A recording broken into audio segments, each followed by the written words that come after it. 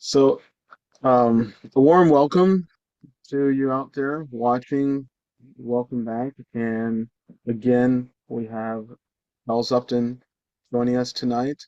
Mhm. He's a very dear fellow to my heart and has derived a lot of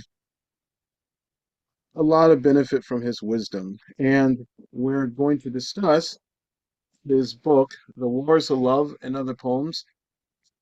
For me, it seems like a sort of magnum opus of his poetic career. So, without further ado, thank you. Thanks for swinging back by, Charles. Well, glad to be here. And with that book, I wanted, it's built around my epic poem, The Wars of Love. And it's got some commentary I wrote to that, and it's got some other poems which I sort of gleaned from all periods of my writing. Since I wasn't publishing, book by book, year by year, so I could step back and say what poems are really good, and because I wrote a lot of bad poetry that has not seen the light, thank God. But so I took out the ones that after I was less identified with them. Oh, here's my latest poem. You got to read my latest poem. It's beautiful. This thing I got some distance on it. I said, nah, that's not much, or that sounds funny. But those are the ones that I liked after quite a while of not paying attention to them. I went back to them. Oh, I see what I like. So, but The Wars of Love, an epic poem. I call it a Blakean Gnostic epic. When I Mm, read William Blake's prophetic works, which are, the big ones are the books, The Four Zoas, which is an unfinished epic, then Milton, Jerusalem, and the shorter ones, the Book of Urizen, the Book of Fell, and, Tyrael, books like that. But like, say, Jerusalem was his magnum opus in that regard. And I said, boy, I want to write one of those. That's amazing. I didn't understand. I read it. I didn't understand it, but I said, I want to do that. So he wrote by dictation. He would just write it, write it, write it, write it. I took 33 years to write mine, and it's because I would mm, have some you know, poetic experience, or what might have been a spiritual experience, or what in some cases was a psychedelic experience. And out of that came some verses. And I said, that's a piece of the big thing. I'm going to keep that. That's going to mm, go somewhere. And so ultimately, I put them all together. It's a little bit like a stained glass window. I mean, mhm, let's say you've got the design of the window, but then you have to find the different pieces of glass that have the right color and the right shape that will fit into the design. And finally, I did. And after 33 years, there it was. And mm, it's a story of fall and redemption, more like Blake. It's not so much like the mhm, Divine Comedy, which, the system of the worlds, of the cosmos, of the creation is already there, and Dante's traveling through it. You know, um, Mine, showed the breakup of the original unity and what happened to it, mm, and the suffering of losing it, and then you know, um, grace coming from some unknown direction into it, starting to mm, reestablish it again. And that's very much following Blake's way of doing it. He has the fall of mm, the giant Albion, and then Albion awake, expand, and Albion, comes back together. And when Albion, with Blake, when Albion falls, his four zoas, or his four mhm, primary faculties, fall out of relationship with each other, start to get into conflict with each other, reason against affections, against imagination, and he talks about all the chaos and suffering that comes from a deep inner dysregulation or mm, disintegration of the human form, and then how it comes together again, you know. And so mm, that's basically what I try to do. And so mm. So it's Blake, in a certain sense, was the guy. And yeah, I mean, I was saying, I mean, the most pretentious I got about it, I said, this is the third effort in the Anglo-American Sagittarian prophetic line, because Huh. Milton was a Sagittarius, Blake was a Sagittarius, and also me. So I said, oh, so. There you go. But the weird thing is though, as I wrote this thing and I finally got it done, by the time I got it done, there was nobody to show it to. There was no literary world that Mhm. could, accept this or reject this. I mean, if there was a Hmm. literary world, some people would have, written glowing reviews. Other people would have damned it and said this is crazy and archaic and it shouldn't. It's not un-American. I always thought it's something that would be appreciated more in the British Isles than in the United States. I don't know why. Hmm. It's a feeling. Um, because I wasn't following the beats in their step toward, Mhm. you know, normal American spoken English, which was a really important step. And then it sort Right. of went too far and became pathetic and, you know, Hmm. whereas, I didn't want to do that. I didn't want to sound like, the man on the street. I wanted to sound like Dylan Thomas, you know, I Right. mean, magical language that is very much unlike spoken language, that's what I love. So, but And I think you succeeded. If I could read a couple of lines, the universe is the autumn of God, embroidered curtain, closed on the balcony, and when you, who demanded nothing, bowed to my demand, that you send me away to suffer and die and win the proofs of love, I felt only your rejection. That's definitely not pedestrian. yeah, yeah. And so it was,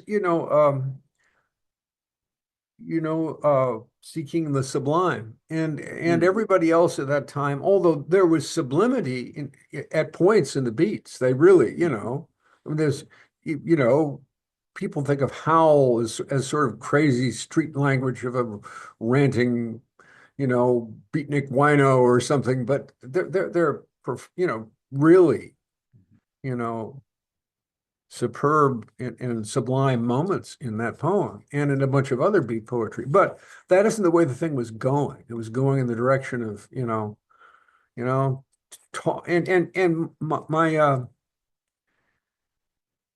my mentor as a poet was a Beat Generation poet, Lew Welch.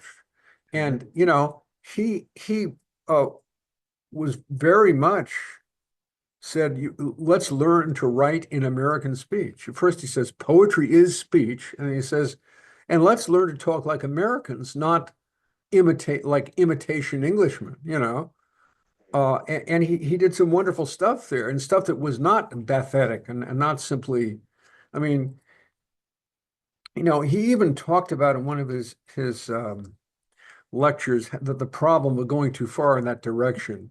He says, Hmm. now you say anything, like anybody else would say it, and it's a poem. You know, Hmm. it's like, for example, I saw a girl by the Columbia, Columbia haiku, it's like, yeah, I mean, it had gone too far in a pathetic direction, which is a descent from Hmm. the sublime to the ridiculous, or to the picayune. And but also he would do things. He would listen for American speech, and he gets one. Let's see if I remember this. This is in. He's got a poem called Din Poem, where he talks Hmm. about the sound of the tribe and compares it to a date palm full of red-winged blackbirds that are just going,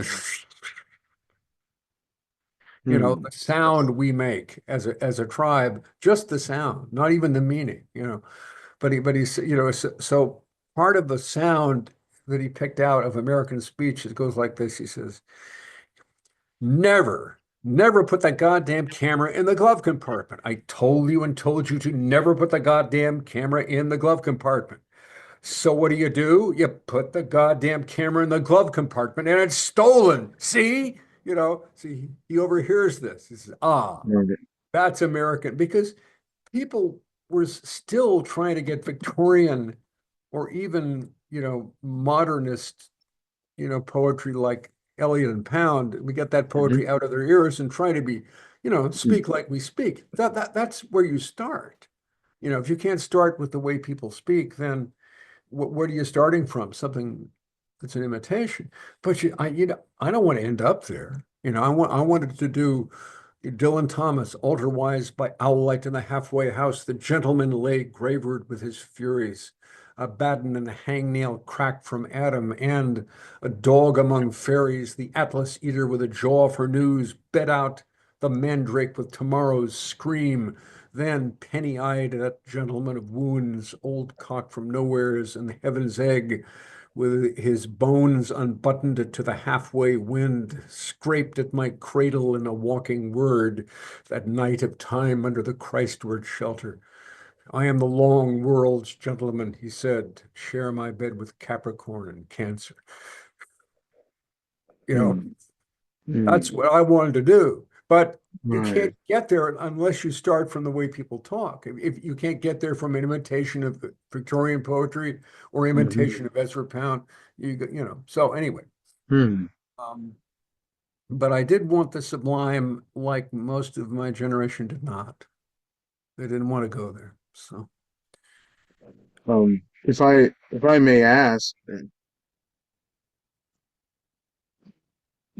you feel or think that your yearning for the sublime um, was just to some degree reflected your spiritual journey versus which is not to say that the beats were divorced from spirituality. I would think far be it, but they're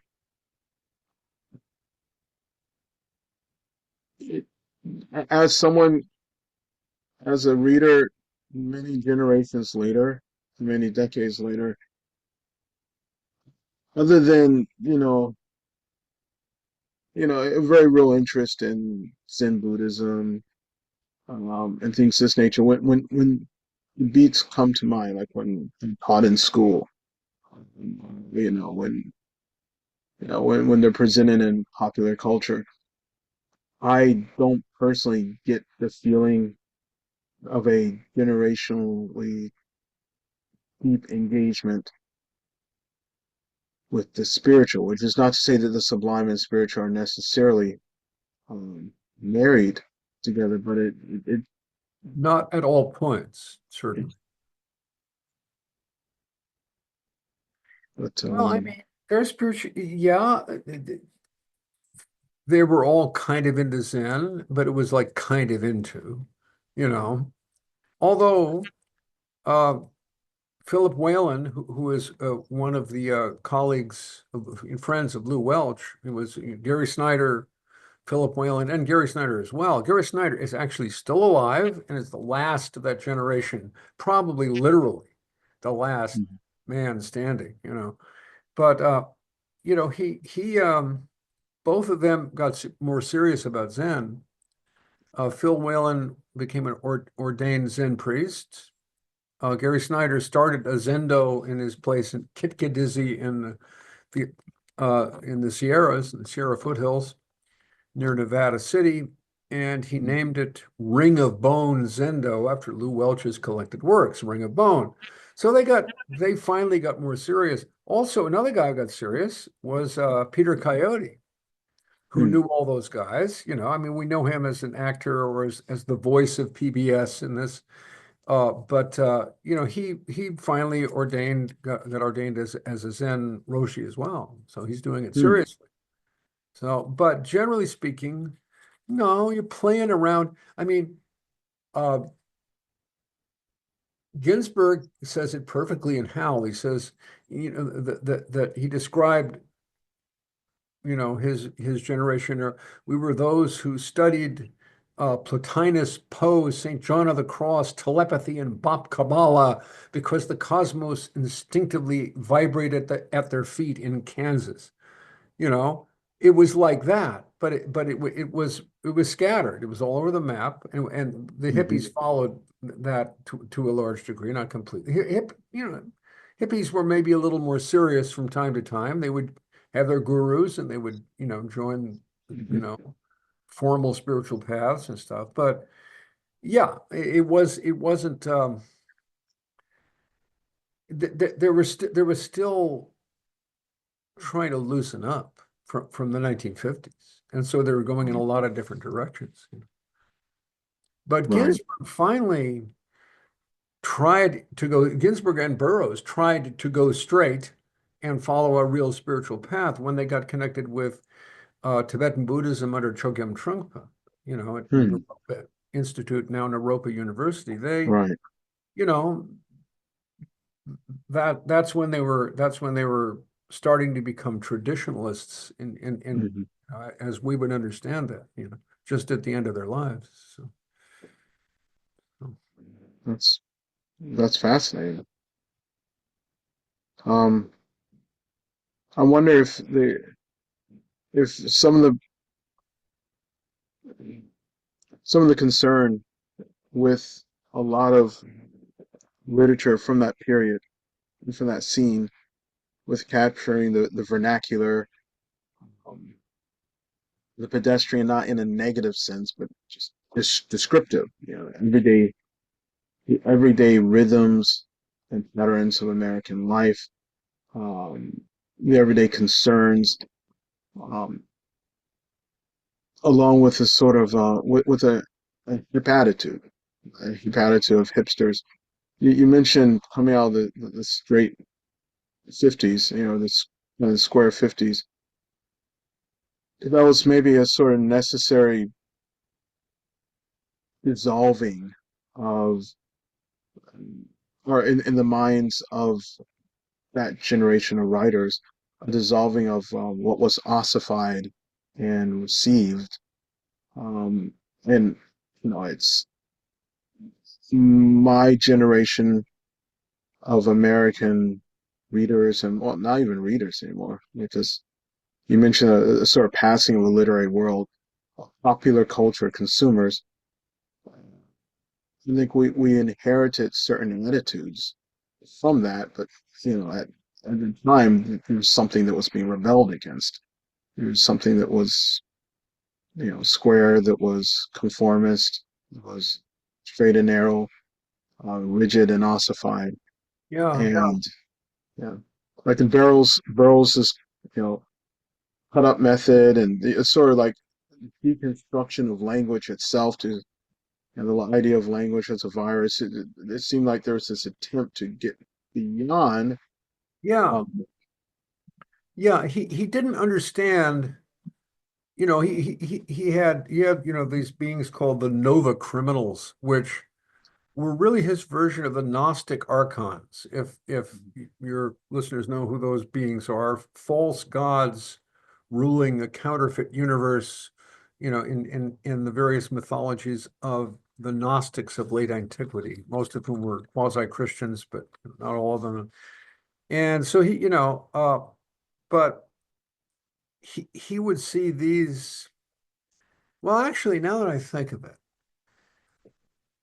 the principle of ossification would probably be represented by the Nova criminal Limestone John, you know. But then he also had the subliminal kid, who's yeah. like zaps from mind to mind, and gives you these little suggestions and zaps to another mind, So I mean, he did see beyond, in a way, the idea that oppression, you can't be oppressed by chaos. You can only be oppressed by excessive ossified order. I Mm. mean, but boy, my generation learned, or should have learned, you can sure be oppressed by chaos as well. And finally, the oppression by chaos became woke culture, which is a terrible thing, and which has spawned another terrible thing, which is, the Trumpian reaction against woke culture. God knows which is going to be worse. But, you know, um, yeah, but the 50s were very strange. I mean, you look at the movies of the 30s and you say, well, these people were hip. I mean, I mean, the like the actresses were not mousy little housewives.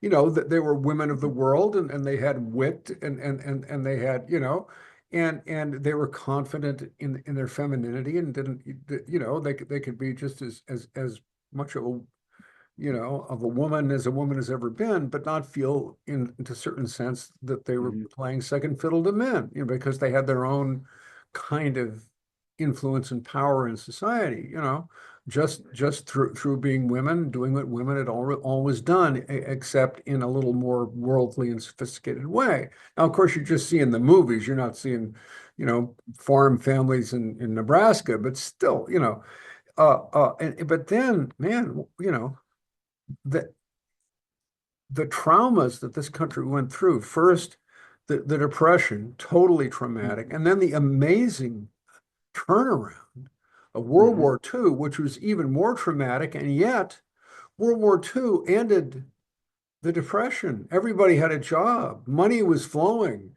All you had to worry about was the you know, the nation would be taken over by the Japs or the Nazis, and we'd be bombed. That's all you had to worry about. But man, like, you know, money was flowing. And then after we won World War II, on top, the nation on top, everybody was rich. Everybody had their own house and a car or two, and could live in a very nice home and a very nice suburb, um, with, you know, on one salary, and the women could stay home and take care of the kids. It was amazing, fast flip from a real, you know, dark time, except for nuclear weapons. Suddenly, everything, we made it. Everything is perfect except, uh, well, the Russians have the bomb, you know, mhm, and this contradiction created a weird character formation of people who were so strangely uptight and and mhm, and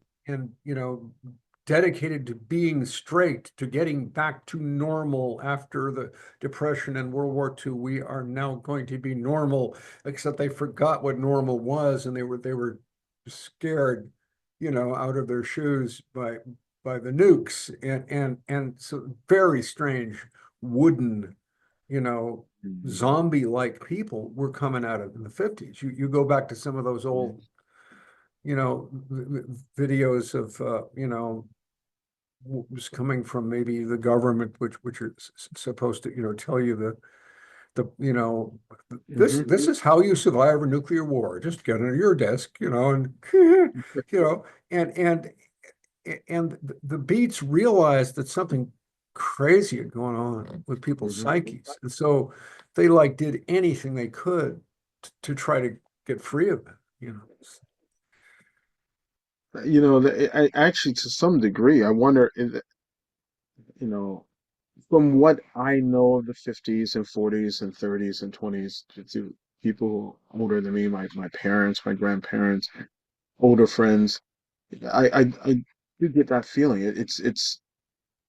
And also in the literature, you know, in the movies, you mentioned, like, for example, the sort of vivacious, kind of like sassy female archetype is sort of Lauren Bacall.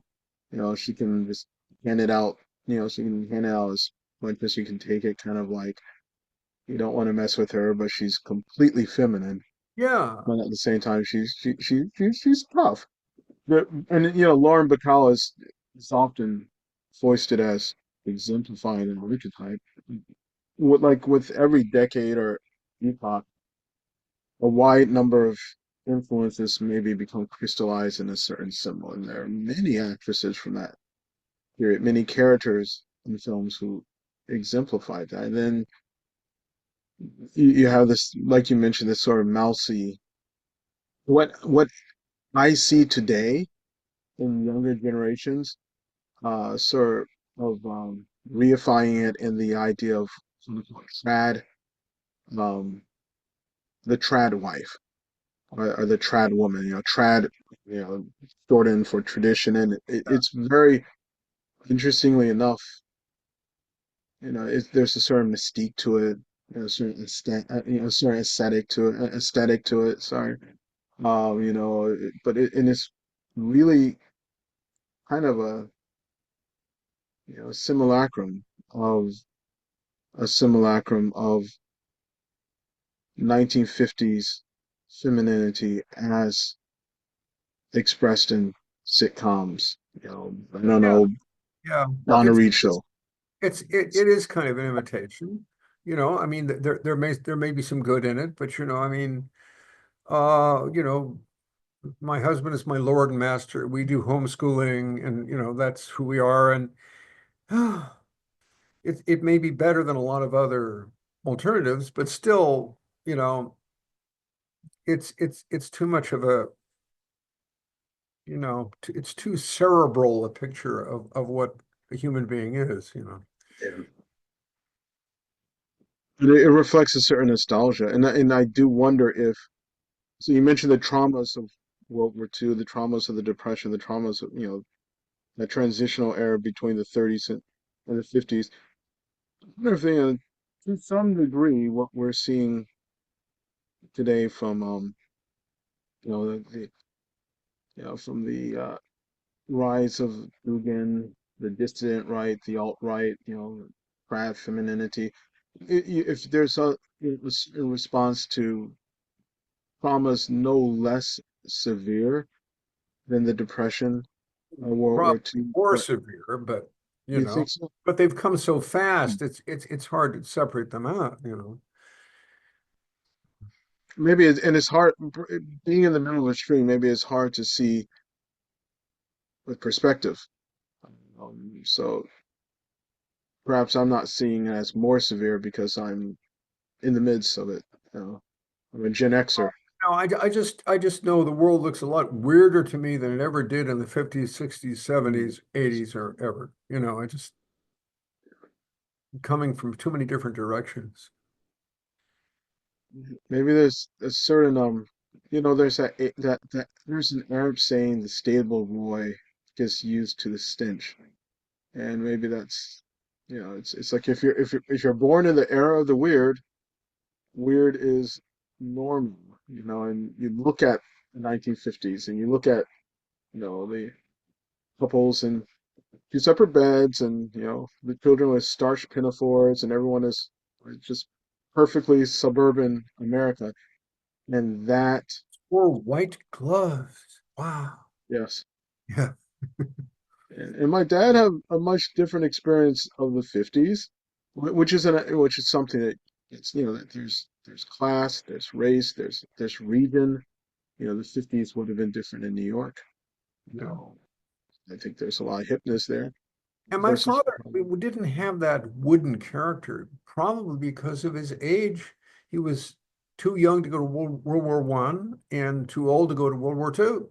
In World War Two, he was a ground observer in our neighborhood with a few other people who were too old for the draft or something. And I remember this book we had which would Mm, show, the profiles of enemy aircraft so they could be recognized. And so, you would scan the sky with your binoculars, and if you see something weird, you phone in, and that's what he did for World War mm. II. So,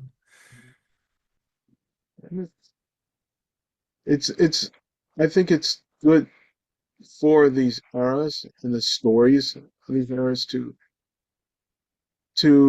be captured. Maybe that's the wrong choice of words, but to record and because it adds to the cultural layers. And if those of us who come after a certain epoch don't know, the small daily stories, the quotidian kind of you know byways and highways of the past, there's something that gets lost, and we end up a little uprooted.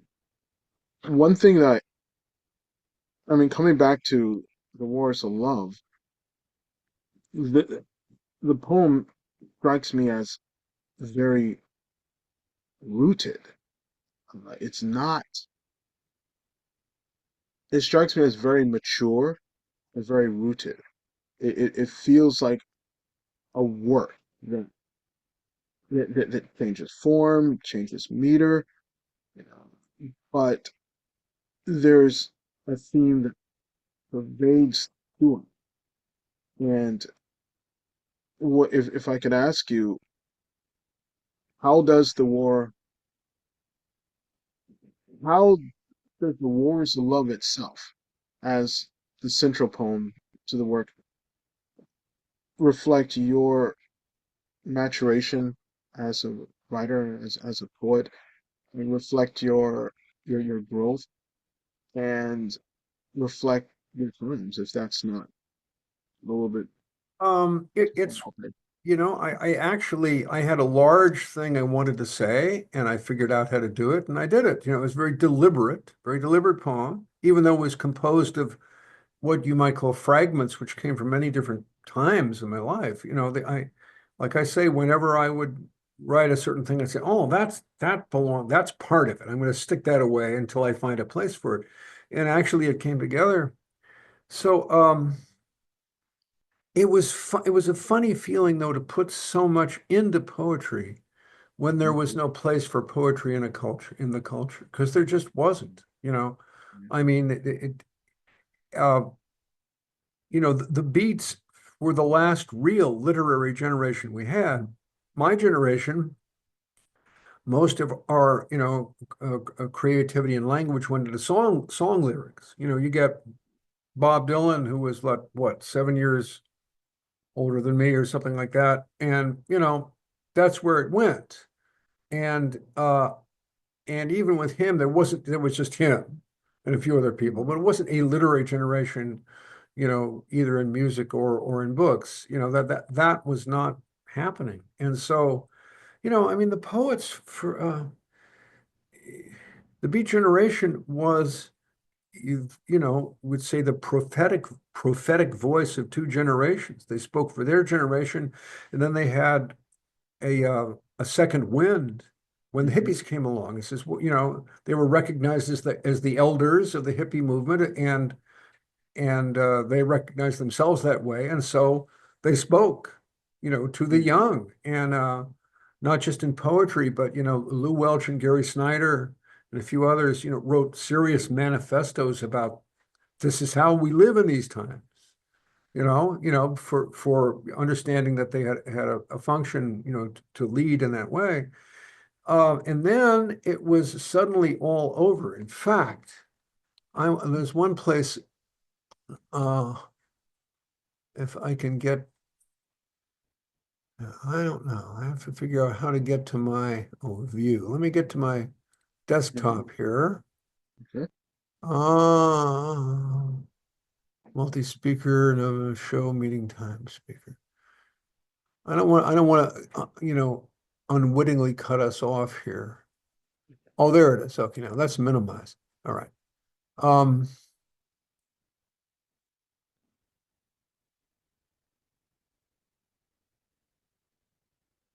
just an experience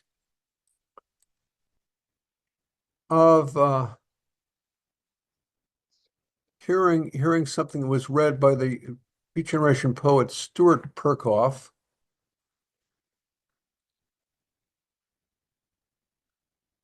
Um, Hmm. this was uh, in the late 70s, and Mhm. and I was going to my wife and I were living in Petaluma, California, but we were driving down to Santa Fe, where I had lived most of my life, to go to a uh, a group. It was a soiree led by Helen Luster, who was Hmm. poet. She ended up to be Allen Ginsberg's private secretary at Naropa Institute. And but she was also very much into seances and crystals, and she was proto New Age, and she was running a UFO soiree Hmm. at, um, at her house. And so we went there, and this is something about poetry. Um, this is a section from my soon to be published autobiography, Giving Oh Myself wow. Away is called. And I'm going to read this to you. Cool. It gets into poetry from a funny direction. So it doesn't start there, but it ends up there. Okay, it says archetypal identities are a two-edged sword. Every human soul has a true destiny, but you have to have gone a long ways toward transcending your ego with all its identifications and self-identifications before you can see it. Otherwise, it only appears piece by piece, step by step in the course of your walk through life. Sometimes you can't even recognize these pieces when they're staring you in the face. Consequently, you come to the conclusion, as many have done in these times, that life is random. Adopting an archetypal identity, however, which Jung seriously discouraged because it results in hubris, radically edits and simplifies the process. If all you are is that one archetype, instead of being a unique synthesis of all the archetypes, which is what each individual rendition of the human form actually is, it provides you with a ready-made character and a ready-made fate to go with it. Character is fate, said Heraclitus, which is why a man's got to do what a man's got to do. In exchange for the gift of a clear and certain identity, which comes with a specific costume provided by the wardrobe department and a particular stock character sent down from central casting, you have agreed to surrender your ability to change course in life. Consequently, you have become fey, a highly useful word which is related to fey, F-A-Y, F-E-Y to F-A-Y, the French word for fairy, both F-E-Y and F-A-Y being derived from the Latin fatum, fate. To be dedicated to a single archetype is to become fey, and seeing that a given pre-recorded life necessarily comes complete with a given pre-recorded death, to become fey is always fatal, unless the spell is broken by the intervention of a higher reality. The regime of fate is ruled by the great goddess, who appears as the muse to all true lyric poets, and one of whose Irish avatars is as the Morrigan, the goddess of war. Thus, Morgan Le Fay from the Arthurian legends, the Fata Morgana, was both Morrigan the fairy and Morrigan the fate. The great Irish warrior hero Cuchulainn met her at a ford once in the form of a feeble old woman, whereupon she challenged him. You can do nothing to harm me, he confidently boasted. Certainly I can, she matter-of-factly replied. Cuchulainn knew he was a hero, but he was ignorant of the one from whom his heroism came, and who was capable of taking it all back at a moment's notice with a single flick of her apron string. I remember a poet that beat poet Stuart Perkoff once recited to us at a UFO soiree at Helen Luster's house, a very endearing, interesting lady you'll hear about later on. In it, he announced to the poets of the Beat Generation and the hippie counterculture together. The lines reproduced here are an imperfect rendition taken from memory. Quote, "She's coming for you now, poets. She's coming to take it all back." Truer words were never spoken. She did take it all back, resulting in the rapid decline of the poetic art in North America as the counterculture faded from the sublime to the picayune. So that's what happened to poetry. And actually, when I'm talking about having a single archetypal identity, which makes you, I said somewhere, it puts you into a superhuman trance with subhuman consequences. That's what happened with Lew Welch. Lew Welch became Leo. Leo was his poetic persona, so he became archetypalized as Leo. Then later, when he was getting near the day of his suicide, he changed archetypes to turkey buzzard. He became turkey buzzard after that, and then he did himself in. So, just looking at what happens when, you are, and you can see that with any celebrity who has become their persona, become the person that they're expected to be by the people. That's what they have to be. This is what Bob Dylan always worked against. He would start to become an archetypal identity, and then he'd do something to totally destroy it and go in a completely wacky different direction, because he knew that he didn't want this to happen to him, So So, but after that happened, there was no poetry. World of poetry became a tiny little art ghetto, self-referential, incestuous art ghetto, or a bunch of little ghettos. And it was, we were no longer speaking to the people at large as we had been just a short time before. Yeah, my wife's mother, we when she died, we broke down her library and we found a lot of books in there.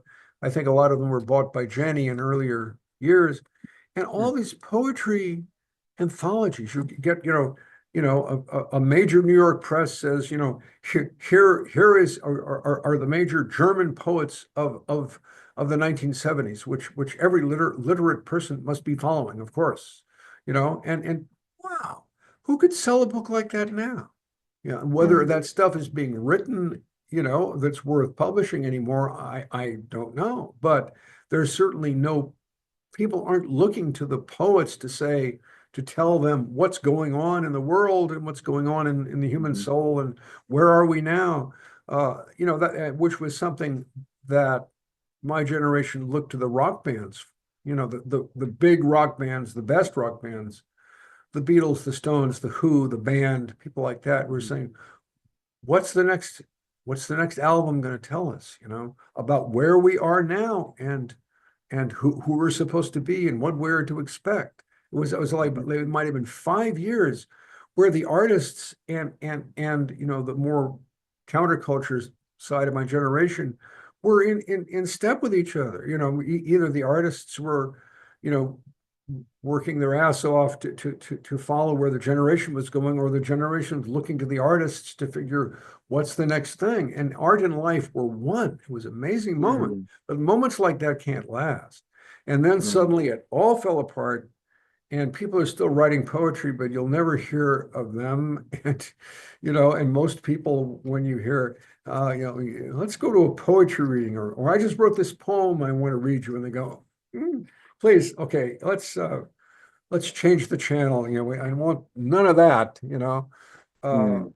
so my epic becomes this ruin.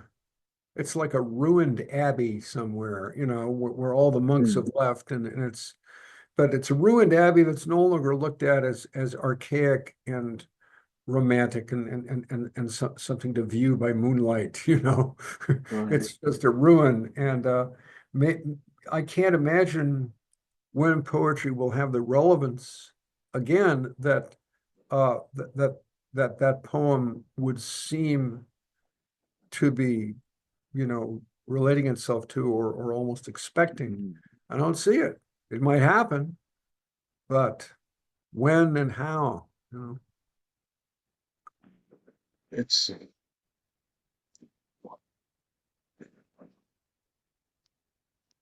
I was reading an article earlier, and it was actually a review of uh, one of Jason Horsley's older works, Seen and Not Seen. It was his kind of musing on cinematography and the art of filmmaking and film watching and its role in making him, forming him, popular culture, how it affected him. And I mean, Jason Horsley is he, he as a writer and figure. I mean, he straddles between the quote unquote baby boomer generation, although he's British, so he's not necessarily a boomer per se, and also the eldest, like all these generational titles are to some degree, I think, marketing segmentation. There's a reality to it, there is, and the role of music, as you mentioned, pop music, well, folk, in the case of Dylan, and then rock, you know, um, for him, I think film occupied a very similar pivotal Yeah, role. And for myself, it's, and for me too, and a lot of my generation. I mean, we liked old movies. Who was it? Was it Love and Spoonful or The Little Rascals? I forget who. The line makes you feel happy like an old time movie. It's like, I mean, people were looking at the Marx Brothers and W.C. Fields and a lot of old movie, and of course, you know, um, Casablanca and all this. That was a big part of the counterculture was interest in classic Hollywood films. I think that died with later generations. I mean, you have the sort of art film movement, the new Hollywood, it's the 60s, one into the 70s, and the blockbuster era, the 80s. When I was in high school, there's a sort of, you know, seeking re-enchantment through art house films because, like, yeah, these companies, Miramax, they're producing, they're mainstreaming more, you know, you know, I guess the term art house, captures it, but lost, I think, within like the central role of literature that you described for your generation and then, generation preceding that, that's not really there. Although, I mean, the novel is relevant for younger baby boomers and quote unquote Gen Xers. And, there's a resurgence, but the same article that I was reading made passing reference to another interesting article that I clicked on that was all about the death of the novel. So there's this sort of interlinking of it's interesting how on the internet Yeah, one article will read to another, but it was this idea that literature was dead. And yeah, that's been said a lot of times, but yeah. there's a lot of reason to say that now for sure. I mean, because people can't imagine a life story. Like they can't Hmm. see that their own lives have a form that could be a story, could be told as a story. Life is random. Now another weird thing is happening that has no relationship to the last thing that happened, and bling, bling, bling, which is Mhm. reinforced, of course, by cyberspace and by being able to flip from one website to the other or one YouTube channel to the other. And you don't have the sense of this is the story of my life or the story of anyone's life. And it seems almost artificial, and fraudulent to say, someone has a destiny and a character, Hmm. because you could be anything or nothing or who knows, you know. Right. So maybe the dissolution of the sense that our lives have meaning and form is I think that is part of the postmodern cultural Oh yeah, condition. that's Mm, that's that's what you call it, postmodernism, sure. mm. Do you think do you think those factors have contributed to the decline of poetry, or do you see something? Um, is there a metaphysical aspect in the decline of poetry as well? That's Well, in the decline of form, yeah. I mean, you want to follow René Guénon in The Reign of Quantity and the Signs of the Times. He says the whole cycle of manifestation is moving from, form, which is relatively eternal because it's more associated with space than with time. mm, Space, is stable and filled with quasi-eternal forms, and there's only a little ripple of time going through this spatial reality where everything is real and related to each other structurally and as the cycle of manifestation goes on, things degenerate or descend from that point toward from the essential pole toward the substantial pole, which is it's like a mass of buzzing subatomic particles bouncing off each other. It's it's mm, it's form is dissolved into matter in the sense of potentia, not in the sense of form, but just stuff.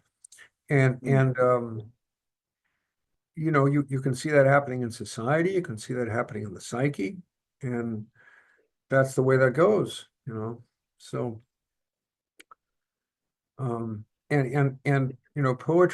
poetry is form. Now, actually, there's some very interesting poets working now. One, he's old, he's about my age, I guess, but is Malcolm Guite in Britain, who is Hmm. who's he well, he's a very interesting guy. He is a poet, an Anglican priest, and a sort of a soft rock musician. And he's this old guy with a huge fuzzy beard.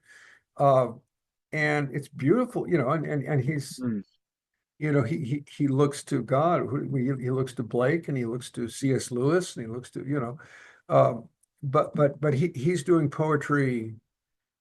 There is a move toward form again, toward people wanting to write in sonnets and sestinas and ballad forms, and um, but I just don't know where that's going to be placed culturally. I know where to find it on YouTube, you know, Right. but you know, um, Hmm. coming back into form against a vast hurricane of formlessness is a Hmm. very powerful and difficult thing to do. But since it's so against the stream of disintegration that the world is immersed in, something may come of it. I don't know what. I haven't read him, but that reminds me of um, Geoffrey Hill, the late Geoffrey Hill, who was a poet laureate, I think, of Oxford. Um, and he had a substantial following in the mid, you know, 20 teens when he passed. Like he was a dawn of British or English poetry. And he kind of hailed from this very intellectual, high Anglican tradition. He was a formalist, and brilliant, but really difficult poet. So not exactly someone who had a lot of mass appeal, but his work, I mean, personally, like, you know, it doesn't remind me of T.S. Eliot because it's much different. But if I had to fish around for, you know, someone to compare it to, like some aspects of Geoffrey Hill kind of makes me a lot of Eliot in his four quartets. Yeah, well, I mean, Eliot was expressing the disintegration of things, Mm, with more form than you can usually use to talk about disintegration, in the wasteland. That was, it was a collage or a pastiche of, the fragments of cultural and soul disintegration. Um, mm, he established himself there, and then he moved in the direction of greater form, through the four quartets and through, Ash Wednesday and things like this. Um, it's a very interesting thing to do. Now the beats, Eliot was their bête noire, I mean, because Eliot at one point was so established, this mm, is the love song of J. Alfred Prufrock. Here it is, and this, J. Alfred who, they that's one of the things just to do their thing that they had to free themselves from. But I don't see them as basically opposed. They were doing something very similar. They're modernist poets. mhm. So Do you think there's any potential to like the current revival of like poetry slams, outlaw poetry, and it kind of like that's where I don't know. I've never been to one.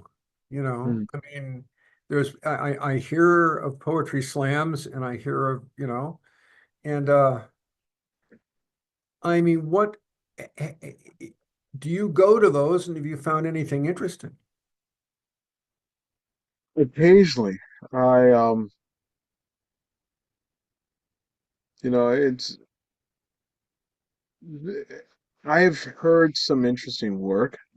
A lot of it is very lyrical and very personal, um, and also like a lot of voices within those themes are very female, which I think is refreshing and really cool. But I don't see as many male voices, so it kind of seems to me as if like poetry has sort of died within the male um, collective heart, whereas Yeah, you know women are still connected to it and find it a meaningful way to express themselves. Um, some voices I just can't personally relate to, but I, I find the fact that people are doing poetry and putting it out there to be, and then there's some, there's some, for example, there is an artist in Cincinnati named, whose stage name is Abia, and she in the early 2000s, in the 90s and early 2000s, she was doing something that she called flowetry, and it was a sort of rap, hip hop influence, yeah, lyrical poetry as well, and it was very genre bending, and I thought it was really good stuff. Um, he does a lot more formal music now, yeah, but a very beautiful poetic voice and um, a poetic mind and heart. It almost feels like, though, that the broader popular culture can't find a place to put any kind of poetry. So, like anywhere where it seems to rise, it sort of gets put in this little small ghetto, and there's cool yeah. scene, and people That's are there, and my impression. Yeah. yeah. Um, yeah, I mean, and the Beats, of course, were a boys' club. There was a few women. There's Diane de Prima and Denise Levertov, at least beat in terms of age group, and she was really fine poet. Um, but yeah, and you just have now you see the great rock stars. I mean, you know, goodbye Bruce Springsteen, hello Taylor Swift. That's happening too. So And there does seem to be a resurrection of lyricism in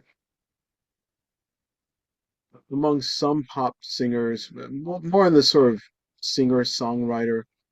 Um, so it's not even a genre, it's feel, but there seems to be this machinery, this corporate machinery that will come along, find voices, uh, extract value from them, and in the process of doing that and presenting them to the general public, simplify and kind of make things monotonous. I don't want to offend Taylor Swift fans because Swifties are swift to vengeance in defense of their idol, and there's a lot of like, especially on the quote unquote contemporary right. There's a lot of people banging away at Taylor Swift, and I think it's one of these cultural war things. I think she's a good singer. I think she's a good artist. Uh, the lyrics, the lyrics that she has written throughout her career, um, I think are fine examples of lyrical art. I can't get into it. It's not my cup of tea. yeah, But I think it's good that people can find meaning. I just it saddens me that you do have this singer songwriters who have a brilliant lyrical art. Poetry is more than just the lyrical mode, and it feels to me as if the structure of contemporary pop music necessarily forces writers with very real poetic talent who are participating in music, to confine their art to a form that almost seems calculated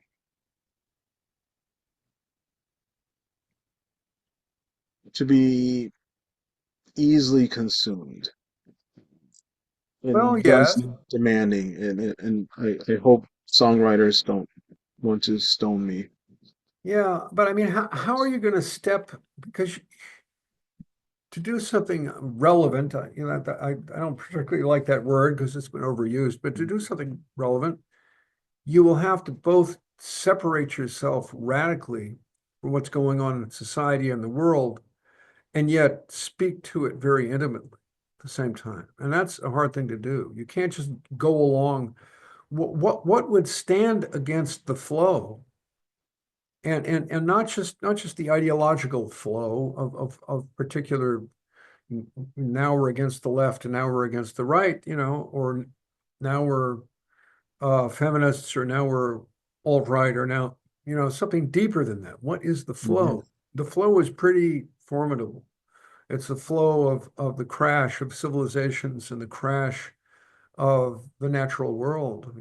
How are you going to address, and the crash of the human form, and the rise Mm. of transhumanism and all of this? This is what's really going on. How can you really address that?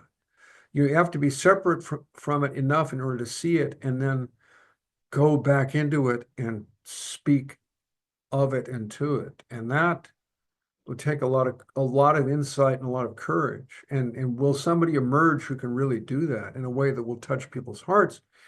Who Mm. knows? Who knows? Um, I'm just, this is Mhm. a non sequitur, but let me just read a few lines. This is also from my autobiography, which I'm quoting from Jack Spicer. Two poets of the Beat generation that people may not know too well, and they should, are Lew Welch and Jack Spicer. Jack Spicer, what a guy. In fact, let me quote something from memory. Um, it's from his book Language, and I forget if it has a title, but it goes like this: This ocean, humiliating in its disguises, tougher than anything. No one listens to poetry. The ocean does not mean to be listened to. A drop or crash of water, it means nothing. It is bread and butter, pepper and salt, the death that young men hope for. Aimlessly it pounds the shore, white and aimless signals. No one listens to poetry. Mhm. That's heavy. Yeah, it's beautiful. And It's here's the one I was going to read. it's It just says, dare he write poetry who has no taste of acid on his tongue, who carries his dreams on his back like a packet? Ghosts of other poets send him shame. He will be alive as they are dead at the final picking. So, that not to interject, but hearing that brings to mind, or it echoes something that you mentioned earlier, the faith. Um, the, in many traditional societies, there is an element within the both the education and training and the practice of a poet that corresponds to the faith, the she, within the you know Persian and Turkic and Arabic Islamic tradition, the jinn. Um, even the Latin word, well, the word inspire, yeah, spiritus, in breathing, the breath, but also of the spirit. yeah, inspiration. I Yeah. have found that there's a particular kind of literal inspiration that happens when poetic inspiration comes, when a powerful lyric poem is somewhere in the ether, and you can sense its existence, and it's all there already, even though not a word of it has come through. It's all of a piece, Mm. and it's come like a pregnancy. Suddenly, a woman, and if he's a good husband, her husband will note that someone else is there now. You don't Hmm. know anything about this person, what they're going to be like, but the third has now appeared, and the third will gather to itself, form and substance, and finally appear fully formed. And yet he or she is already there from the first moment of conception. And there's a moment when the poem is conceived and it's already there. Then the job is to bring it through, to give birth to it. But Yeah. yeah, and yeah, so there is a particular kind of inspiration. I've noticed when one of those will come, I will Hmm. start hyperventilating um, automatically, not by trying to. I will Hmm. notice it. Something is being breathed into me. You know, that's the word. That's what invent means. Something is being invented, is being breathed into you, and I can feel my lungs going, wow, Yeah. wow, here it comes, and it's literally inspiration. Hmm.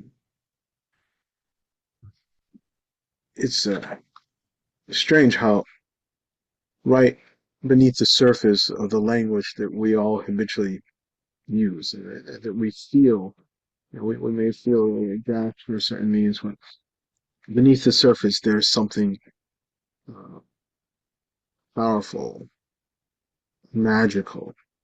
Not using that term lightly. Yeah, Um, it- yeah, and so many words are connected to breathing, like in Arabic, the ruh, or in Hebrew, the ruach is connected to right, wind and the breath. The exactly. spirit in Latin, the same, the vent. You know, there's In there's Sanskrit, the word is vak. You know, sorry, vak, V-A-C, vak. The that. that's the word, the spirit. You know, in the sense you're talking. Wow. Yeah, Not and not to be mistaken for vacuum cleaner, but a yeah, shared echo. it's related to the word, vacuum, really, like as if it's an inhalation. Yeah. Ah, something's being breathed into and you're inhaling it. Yeah, but anyway, you were speaking about, the position of poetry in a more traditional society, Hmm. and that leads me neatly to be able to go to something. I did a bunch of versions of Rumi and versions of Hafiz, um, because that's what poets were doing at one point.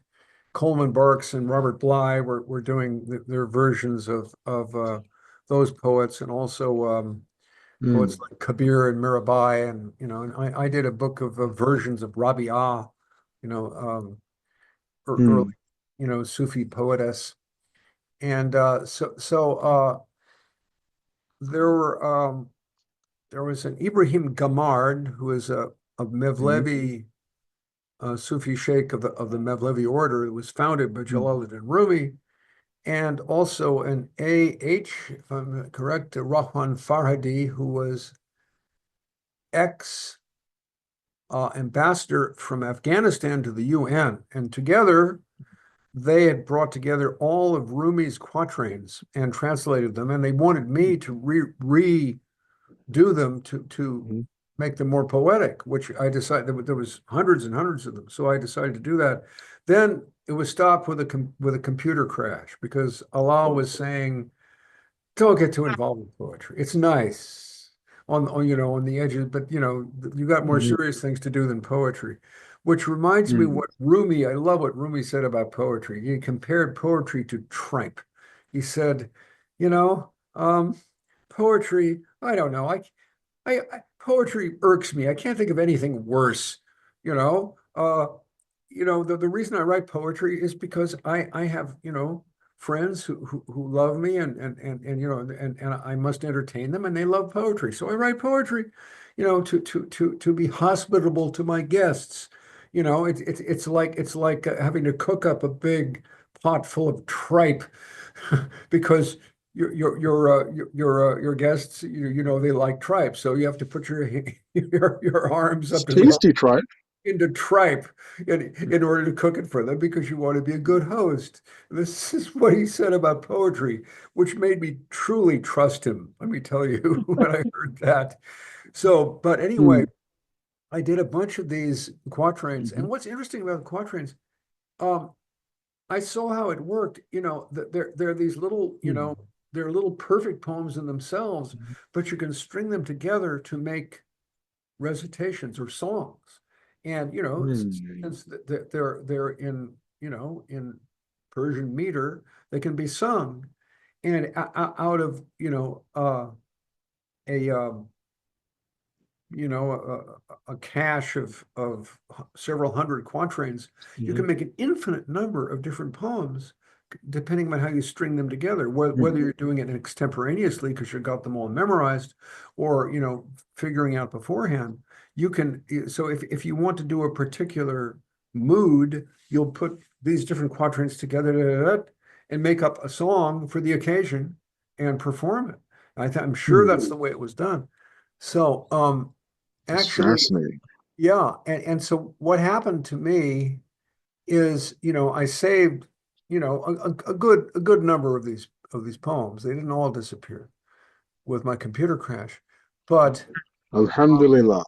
yeah, but let's see if I can remember what word I can use to find them. Mm, Um, uh,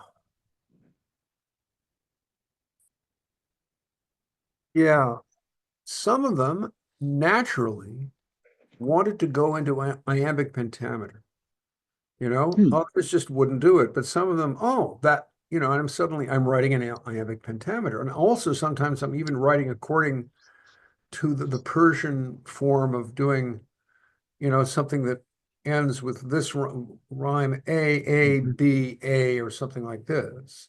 You know, and mm. it Right. almost became a real translation from the Persian, you know. But Yes. but since it was iambic Mm, iambic pentameter, I realized mhm, that somebody someday is going to say, "Hey, I can make a song out of that because this can be sung." So what I did is I came right. with a poem made up of whatever quatrains I could say that happened to go into iambic pentameter for some reason, Mhm, and so I can recite this to you and imagine this as a song. Somebody should come forward and say, "Oh, yeah, I can hear the tune to that," because I'm not a musician. I'm almost a musician. I can sing, you know, but I'm not really a musician. So let me recite this to you. See how this goes in English, you know, English mhm, blank verse.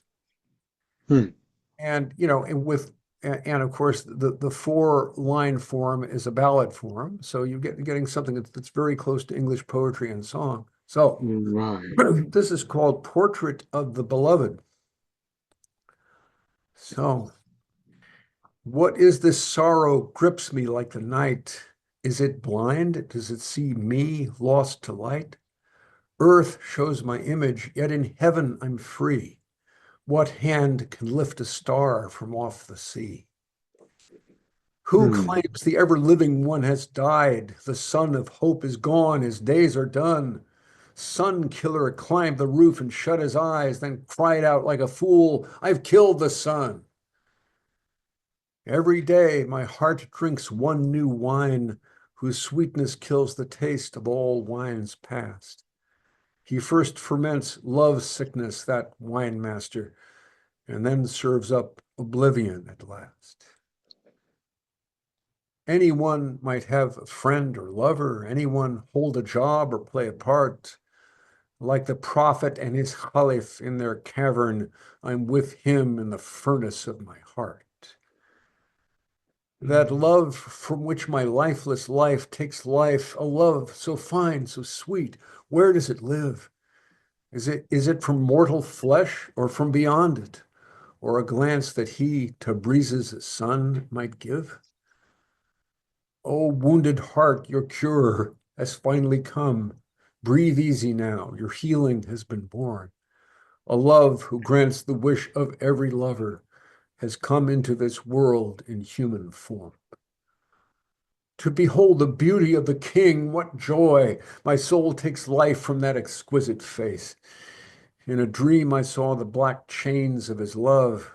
What could it mean? That dream disturbs my peace. That musky Tatar curl is pure delight. To hunt a prey like me, delightful sport.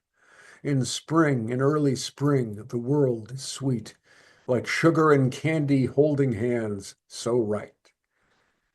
From your tall shape, the cypress stole its grace. The rose tore open its shirt when it saw your face.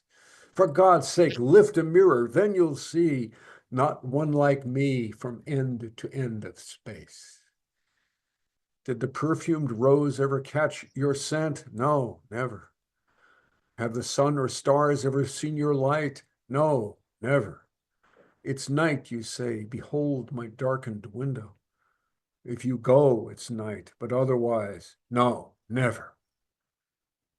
I found no peace. I died of shame without you. When I came to court, I quit my life without you. Without you, how can I break the grip of sorrow? Choked with loss, I cried tears of blood without you.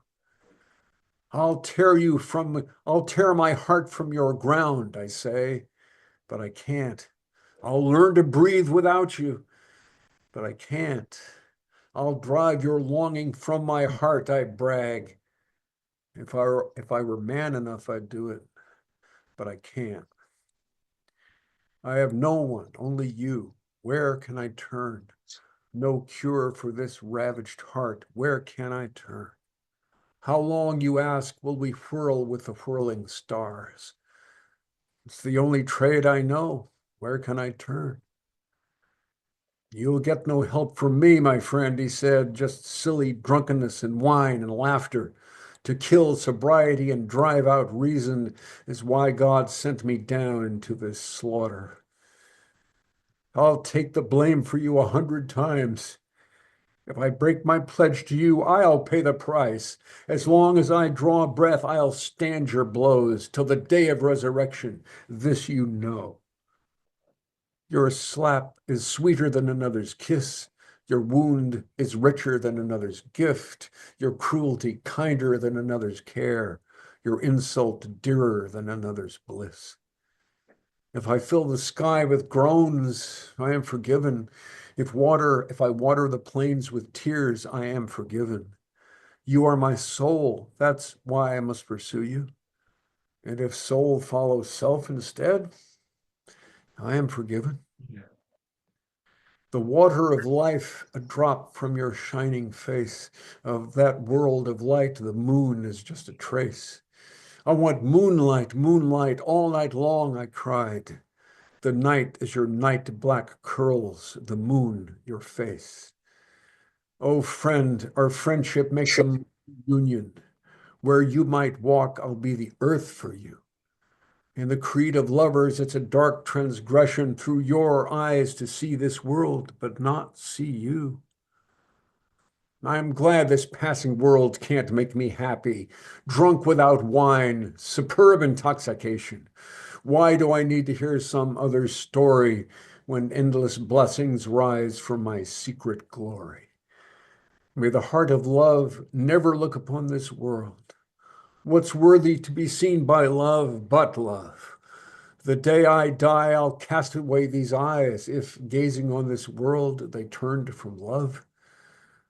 This dying earth, how long to smell and taste it? It's time to meet that one of perfect grace. In the mirror of his face, I'll find myself. In the mirror of my heart, I'll see his face. The fruit will set on the blossoming branch someday. The hungry hawk will seize the dove someday. His image comes and goes. When will it stay? It will make its home inside your heart someday. So, Hmm. so it became an That English, wasn't. Oh, I'm an sorry. English song. That didn't strike me as blank verse. I mean, there seemed to be. I don't know if it was intentional or if it organically emerged when you were rendering the verse, but there seemed to be interlayered rhyme schemes throughout it. Well, It's musical though. That yeah, could be how sung. did that happen? Because those first there were the ones that just happened to be saved from the computer crash, and then there were the ones that I said, "Oh, I could do that in iambic pentameter naturally," and then the others forget it; it would be artificial and weird, you know. So I mean, poetry is this is part of the magic of the art. Hmm. Where does that come from? How could you know? Because it wasn't consciously intentional, and yet it was intentional, certainly, that it should be that way. But whose intent was it? Was it mine or somebody else's? You know? Right, right. And not to knock Pullman Barnes, but that struck me as more authentically what I would imagine to be more authentically Rumi. Well, Coleman Barks tried to do roomy and shy away from the sublime because of that tendency in Mm-hmm. American poetry, you know, make it earthy, make it, and sometimes making it earthy and salty and down to earth is just what it needs. But other times there's certain qualities you can't render if you are afraid of the sublime. So, Do you think that the fear of the sublime played a somewhat of a role in the downfall, well, the diminished role of poetry within our contemporary? It does make me wonder because the sublime does not seem very popular across the breadth of contemporary American popular or mass culture, or even actually even high culture these days. Maybe I'm just projecting my own biases, but it seems almost as if we are a culture fleeing sublimity, fleeing the sublime, but maybe that's putting it a little bit too strongly. well, I mean, when the beautiful and the sublime appears, when you know the noble, you know when the eagle, you know, lights on the branch before you, when the golden lion strolls through your backyard, you know, Mm. do you delight in it? No, the lion makes you feel like a toad. You know, beauty makes us feel how ugly we've become. Not, Um, you know, ugliness has been imposed upon us from every direction, and we don't want to feel ugly. So we don't want to look at the beautiful because we look so terrible by contrast. That's one thing. mm, And but we don't know how to say, well, I may be a toad, but even a toad can appreciate the beauty of the eagle, the beauty of the lion, you know. And if you could do that, maybe the toad will grow up to be at least a little lion someday. You know, who knows? But we don't want to go in that direction because we see how much we've lost. We see how right. much of human dignity we've lost, and we don't want to see that. Mm. There's there's a contemporary poet, and he's definitely. I get the feeling he's nearing the end of his career, perhaps, or at least he's in the his elder years. I don't know if you've heard of Frederick Seidel. He was a I mean, I student. don't follow it anymore. I mean, I what I did is I started writing metaphysics and social criticism, and what happened is, you know, I was writing all these intellectual essays book after book of that, and then those essays got more and more poetic, and suddenly I was writing prose poems, shorter and shorter little meditations, which were now prose poems. So poetry crept back up on me, but I've been sort of out of the game for quite a while, you know. That's not to be trite, but maybe that's the mark of a true poet. um, and part of the mark of a true poet. That was awfully trite of me, but I intended it sincerely. It, poetry entering uh, every sphere of a writer's work. Like when I first read System of the Antichrist, it wasn't just the subject matter that got me, but it was also the prose. And it wasn't just the style of the prose either. Like for years, I couldn't put a finger on it. There's a lucidity to it, but it was poetic prose. And it took me quite some time to be, it's definitely different than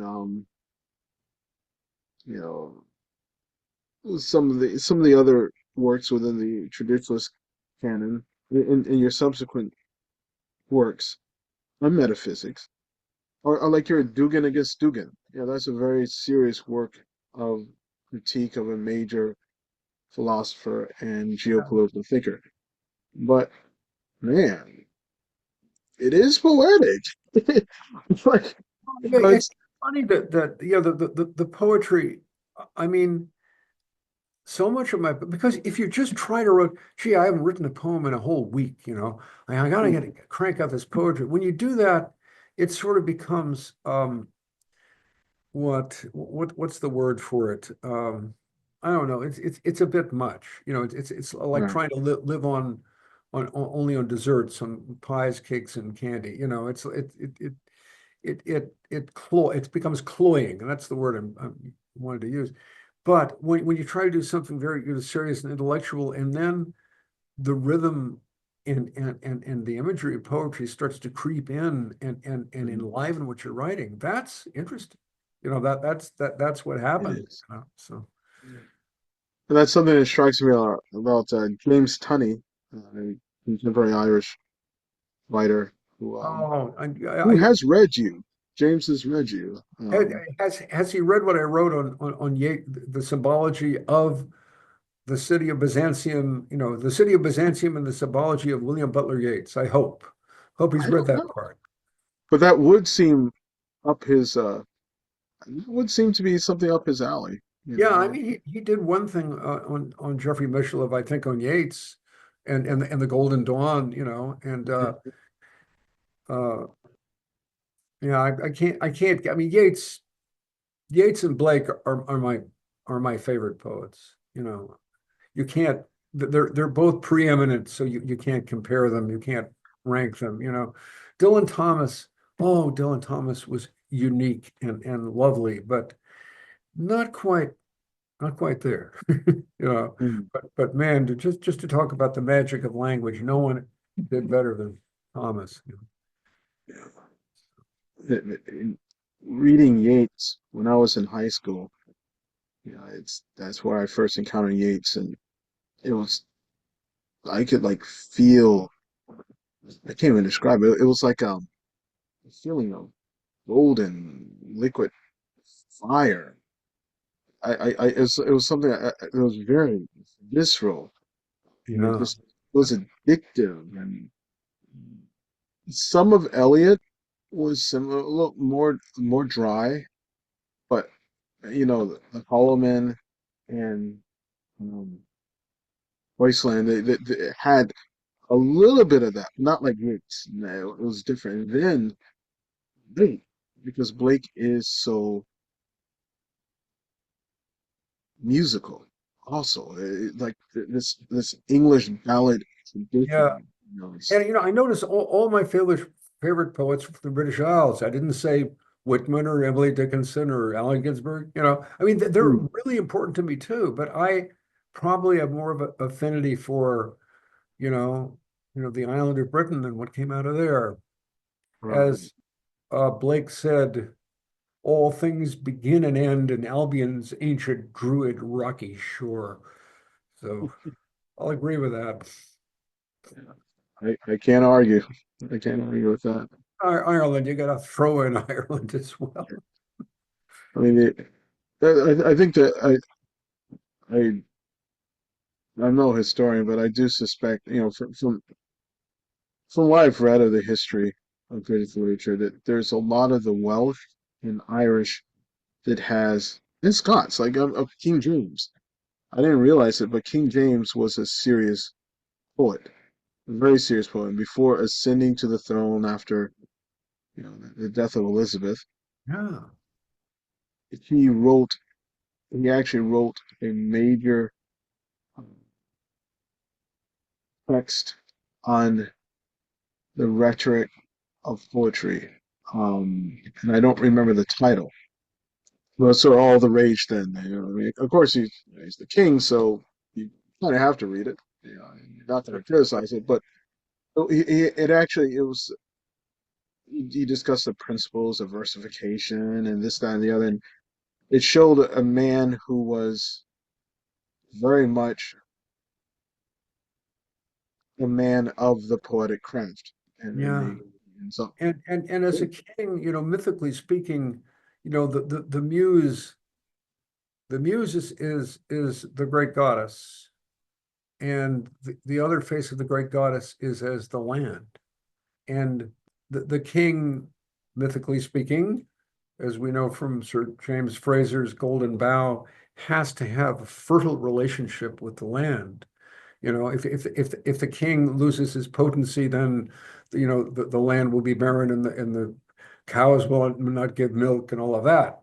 So it was understandable that he should make sure that he got on the right side of the muse if he wanted his throne to be secure. Now, Hmm. I hate to bring in poor King Charles III at this point, in a much diminished time and position. But you can go on YouTube and hear him reciting poetry. He there's a Hmm. part of him that wanted to do that. He was Right. reciting some Dylan Thomas and just to go on YouTube and compare, his recitation to that of Richard Burton, who also did the same thing. Hmm. Yeah, it's very interesting to listen to them. They're trying to keep it up. Like, there's something laudable about that. I do, I do wonder what the position of poetry is in today's world in other cultures. Like, for example, in the Middle East, well, certainly like Persians, so even contemporary, modern, very quite secular Persians I've encountered, they certainly can let off, Hafiz and Sadi. So it seems like that's, the class is very much living for them. Really, literary Englishmen and not just professional literary Englishmen, but Englishmen who love literature, which at one point went beyond simply the poets themselves. I don't know where it is now, but so much of, I mean, they had lines from Shakespeare and lines from Yeats and lines from Donne and lines from um, the English romantics, ready to hand. And in speech, in conversation, in writing, they could just pull it out of the air and stick it in. And Hmm. that's something very much, the way the Persians undoubtedly, I'm glad to hear, still are. Yeah. I mean, it becomes poetry becomes a lingua franca of you know, something you can always spice your language with, or when you want to bring something to a head and make it gnomic and make it pithy and say it all in Hmm. one line. You can pull up Right. something from Blake out of the air and he says it perfectly, and that's a lovely kind of culture, to have. Um, It's maybe appropriate to, tragically, um, you know, the contemporary, um, just its travesty and, the genocide going on in Palestine and Gaza. I think of Mahmoud Darwish, it's like the Palestinian poet laureate, and they're Palestinians of a certain generation. I've ran into, I'll just be able to rattle off his verses. Um, people would have someone like that, right? Um, yeah, little nations will have a national poet. which, and a lot of Eastern European nations, like that, or like Pablo Neruda in Chile and such.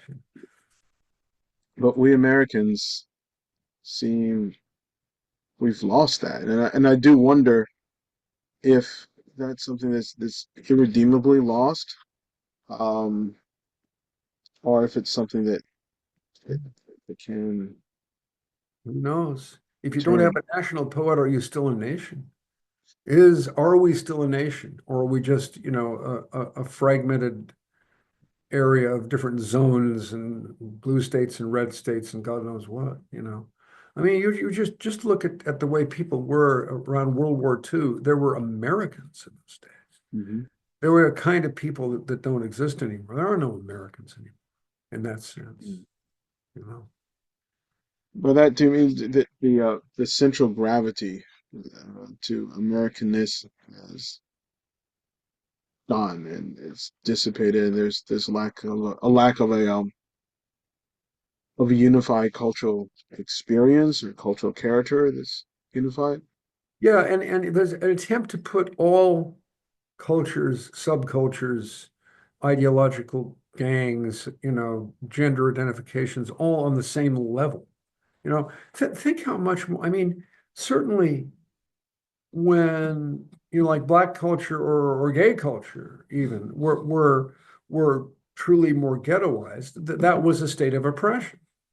And Hmm. yet it allowed in places like the old Harlem for an amazing culture of music and novels and poetry and a culture where Black people owned their own businesses and were middle class and all of this. It was an alternative culture. It was into the shadow of the greater culture, and that was always a drawback.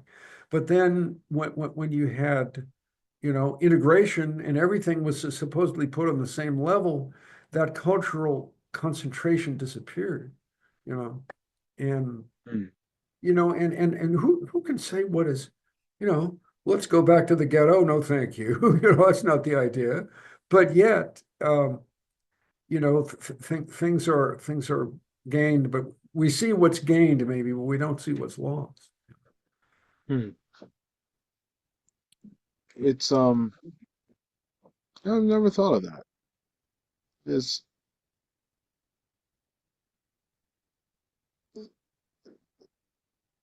it does make me wonder, like, okay, what is, well, take the notion of a counterculture, or the notion of an alternative culture, or the notion of Yeah, countercultures, the notion of subcultures.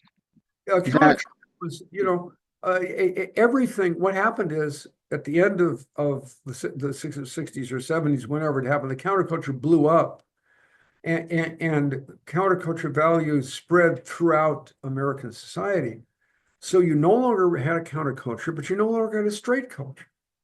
You couldn't be straight and have the character formation that a straight culture would give you, and you'll be responsible, patriotic, have stable families, care for your children and all of that. All of the good and bad of that was impossible anymore because everybody was kind of half bohemian and half hippie. And yet there was no place you couldn't run away and join the hippies anymore because they were gone. It was so there was something creative in the tension between a Mhm. dominant culture and a subculture, that we don't have now. So I guess you have Harlem in New York. It's quite gentrified. You have you know you have Soho here. You have the Village. Um, you know these. It does seem like what were once cultural ghettos, but intense, lively cultural ghettos with their own cultures. That's been sort of dissipated Yeah, to the periphery, and see in the act of mainstreaming. I wonder if there's a certain co-option. It is would that feed into what you're saying, that were were these were these cultures outside of the mainstream normative American culture and then the mainstream normative character, American culture itself. Were they co-opted? Were they dissipated? Were they just sort of evaporated or just assimilated into a All those larger? work somehow, you know, just, form of culture of any kind started to dissolve, and we became, you know, cyberspace is what really nailed the coffin, put the last nail in the coffin of that kind of world, I mean, everything is available, but in secondhand, only half real images. And it's um boy, and then when COVID came along, I mean, people were already getting isolated and getting too much into cyberspace and not enough meeting people face to face. Then COVID came, everybody came, better not meet another human being, you'll die, Mhm. So that's and then, you know, and so people really dove into their computers 100%. Hmm. COVID came, and then comes along artificial intelligence to say, well, yes, there can be a whole other world, that's totally unreal. And is this controlling you? But that's good because you don't know what to do or what to think. So let it Hmm. do you control you, let it think for you. And then you can relax and do what? I don't know, but at Hmm. least you won't have to, like compose your own emails and things like this. Let Grammarly come forward and make you sound like yourself. You don't know how to Um, sound like yourself, but Grammarly knows you better than you know yourself, and it will make you sound like a real human being, even though you can't write a word anymore. You know, and that's what happened, boy, the fallout of that is going to be almost inconceivably destructive. hmm.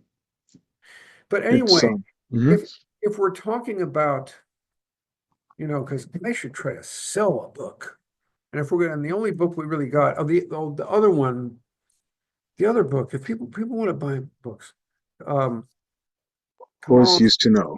already shown you the Wars of Love and Other Poems, sort of sort of my collected poetry, if there's such a thing. And this is what poets used to know. This is my essays on poetics and a lot of different approaches to the art.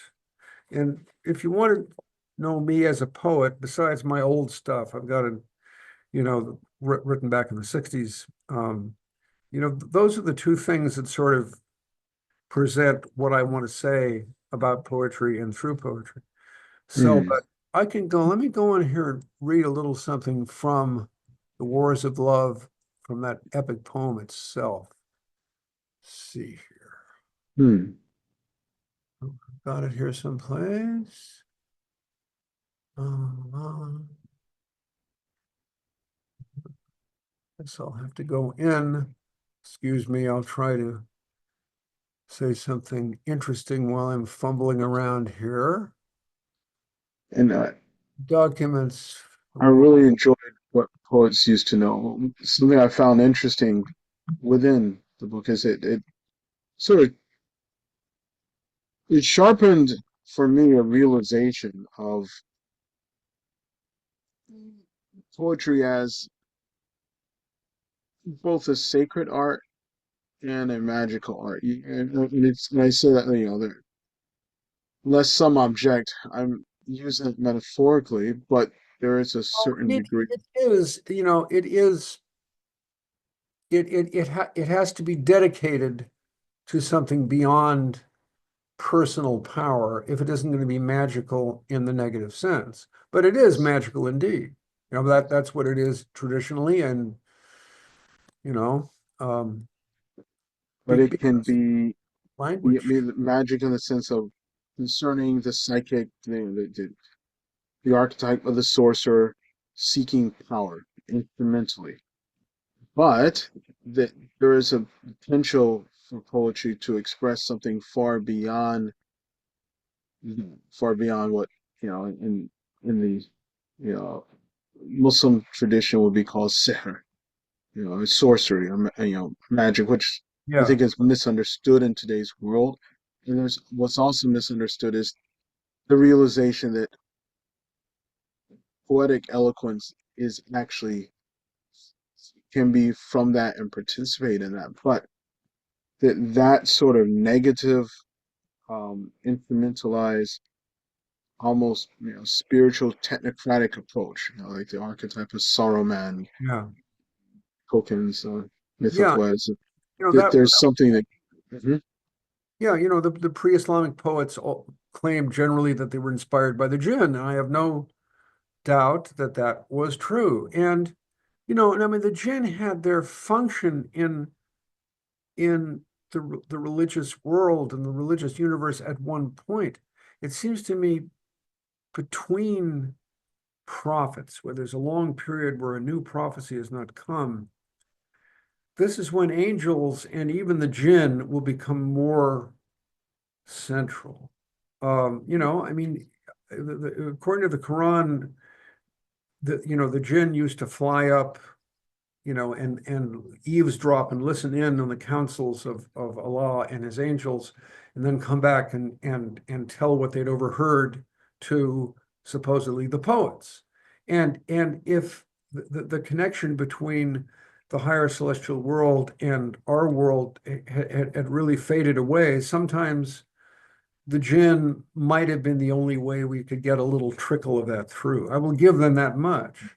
But then, of course, when the Quran came, the story is they couldn't do that anymore because now the word was spoken first through a human vehicle, not through a spook, not through a jinn, but through a human vehicle. So it was more, directly related to our own humanity, and it Mm. had come, in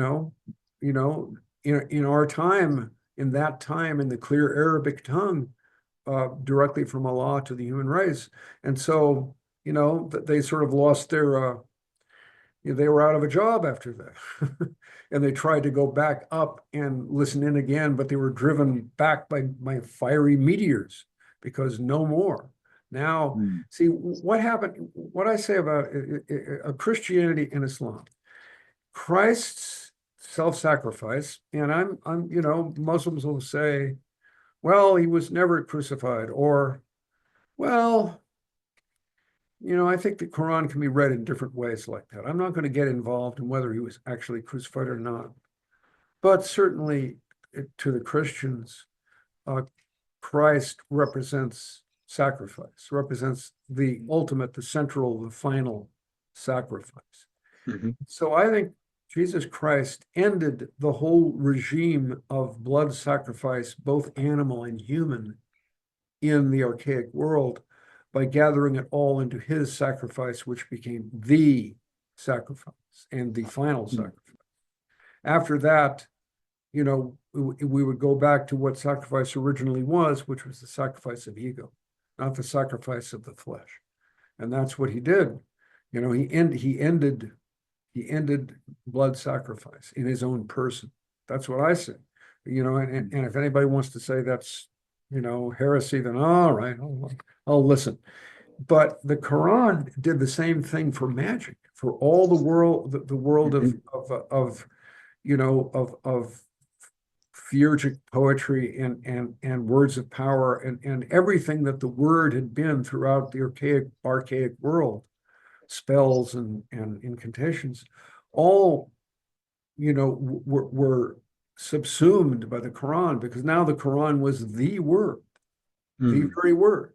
Now, of Mhm. course, this leads people to take the Quran down again into a magical direction sometimes, which Mm. which is not necessarily a good thing. But really, that was the final, that was the end, that was the end of magic. It was all Mm. in verses of the Quran, because that was, you know, God speaking directly. And God is the one, Allah is the one who, through his word, creates the universe, Mhm. not just created it, but creates it instant by instant, and forms all things. And all things that exist are like words of Allah. And through the Quran, you can really see this. That's where that truth was finally unveiled, at least for the Abrahamic prophetic line. So, Mm. but talk about the jinn. They came to me once in a dream. the jinn. Mm. And they were trying to get me um they wanted to inspire me as a poet. And they said to me, if you will make a pact with us, we'll make you the most famous poet in the Western world. We'll do and they really tempted me, directly. And Right. they gave me a sample of their wares. He said, you'll be able to write whole, long, huge epics with lines like this. And the lines were, in the dream, their great sapphire searchlights sweeping the giant dead.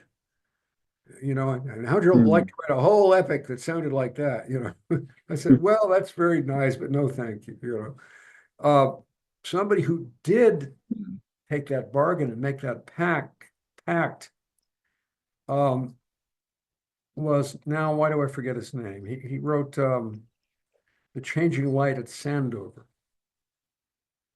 And I'll remember his name in a second, or I won't. But the poet who wrote The Changing Light at Sandover, that was an epic poem that won the National Book Award, but it was all done by the jinn. It was done through a Ouija board, you know. Mm. So and I don't know, I forgot his name, but so anyway, I what I had to do to continue to be a poet is really to be a spiritual poet, to write about God, because otherwise, that's the only thing which would prevent the poetry from going in a direction that would either just it would lose all its energy and be uninteresting, or it would go in a dark direction of magic. So I had to dedicate it. So let me see how long I can read this without getting tired or everybody else getting tired. This is the from the third and last section of the Wars of Love. This is the apocalypse and restoration. What you have is the fall, and then you have, the suffering and the dissipation of a fallen world, and then you have the restoration of all things, the apokatastasis, to use the Greek word. And so this is how that goes. In the cave of the heart shines a hot interior sun. Sometimes it is veiled by leaden clouds, sometimes by a mist of dull, tarnished gold. At times the clouds are a muddy olive color, at other times the color of dried blood. But beyond the veils of despair and complacency, of shapeless intoxication and grim spiritual will, a fine gold sun is roaring with knowledge over an incandescent ocean, heaving in mountains of divine energy. The tidal waves of the eons passing as we watch them, but eternal in the core of radiance, before whose face we rise and pass like voices. Whatever word is heard in that light stands like a pillar between earth and sky. So now the violet fear and the white fear, now the full beast driven from the heart, rising in front of us, and us knowing him. Open hell, seal not the door where evil dwells. Stir the banked coals, the immemorial anger, the mirror-bound suicides, lizards on a red cliff at dawn. They flex the sinews of their wings. They take delight in their own beings. I say all will be pressed into service. I say all will be required to fight. The passive, the coward, the innocent will be trampled down unless locked in single combat with Antichrist in mountain solitude and stillness. Invoke, therefore, the war in your marrow. Call on the fight you were born with, that enemy whose lie is cut and tooled precisely to cover your single truth. Pick targets. Each man is alone with all men in this night of war. The conglomerate form of death stands guard on each human door, solid to the bullet and the chisel, like those cliffs in the Sinai, in which our skirmishers discovered, still living, the imprisoned forms of men. The sky is roofed with machines now, a guarded perimeter to block out the angelic orders. The earth is filled with the limbs of struggling giants, locked apart in separate mirrors in cold branching corridors of time. They are powers of creation chained in elemental caverns when the human form was planted on earth, because man, when he fell, needed ground under his feet, the bedrock of God. But we have forgotten God now, and the rock is unsteady. Our foundations crack like parchment, they heave and shift like water. The mechanical chatter of demons, the acid of shattered images are our gods and our protectors. The wasp and the locust advise us, the spider and the scorpion guard our sleep. Who knows this? Who has the courage not to worship at the feet of his own destroyers? Friends, I know you. You are those scourged by what you see in the crackle and hiss of fire that flowers in the rift of God. You have incontrovertible reason, proof to silence laughter. You are the face of the divine humanity driven to the margins and borders of the earth, weighted and crushed by the trust till you release the burden of your heavy word to the pavement, to the center of the earth, if necessary, that the heart give up her dead. You walk through the cities of the grave and the high mountains with food and intelligence for your people. You open your throats to the messengers to give them a living voice. Saints take counsel beneath your ribs. You offer your bodies to be the purgatory of souls you will never know. You are those who in your hunger did not ask for food and so became storehouses, who in thirst did not cry for water and so became rivers, who in nakedness did not flinch under shame but suffered it, rejecting the cloth of the world, and so became a city for all people where no one is refused, but only those who know how to place their foreheads on the dusty earth can enter. You live in that year when each man and woman picks up their whole cross and walks in the terrible sunrise down the burning road as the structure of consensus reality crashes all around us, torn free from the flesh of memory, stripped naked to mercy, gone beyond death. The scythe reaps, the seed heads fall, the harvest barn is hidden everywhere in the fire, and the wedding smoke rises, perfume of all love and murder, heroism, quiet, secret work in the caverns of the heart, pounding the stone doors of those sacrificial priests who desecrate the human form to build the regime of Antichrist, gods of the New World Order, powers of frigid glamour and insane false hope and numb despair. Pour fire against their sanctuary, against the dragon, against the tower. Glyphs of destiny strung like nets through the charged structure of the thunderhead weave lightning into working knowledge, where the living truth sits mounted and armed in the region of the air, on the borders of the next world, now shining into this one, in dream and vision more solid than a rock in the hand, to overturn their altars, those blissful devotees, worshippers of despair incarnate, to whom love is a torturing fire. At the precise point where their pain and loss are most deeply denied, in the mouth of their wisest wound, these words are engraved, white fire cut on black fire, on the skeletal plasm of their nerves. And love is what we wish them. But how can they accept such a gift from the likes of us? How can they even know their need? They are inheritors of the whole world. We are nothing but inheritors of the earth. So in the beginning, we are walking over a half barren field that is the bones of the dead. From here, God is a tower of fire rising, vines of light rising in scales of granite and diamonds up his thighs of forests and cataracts, tangled limbs of giants in the hills, studded with a million flowers, irises and poppies, vibrating in the wind of a precise and endless language. His belly is the ocean, acrid with iodine, moaning with great whales, filled with darting silver arrows of sentience, the tides of ancient feeling that empower the biological universe. while on the peaks of his mountains his eagles perch and soar, scanning the wars of his intelligence, the burning white sky above, streaming with the rays of his hair, the black mazes of the night, the firing synapses of the stars.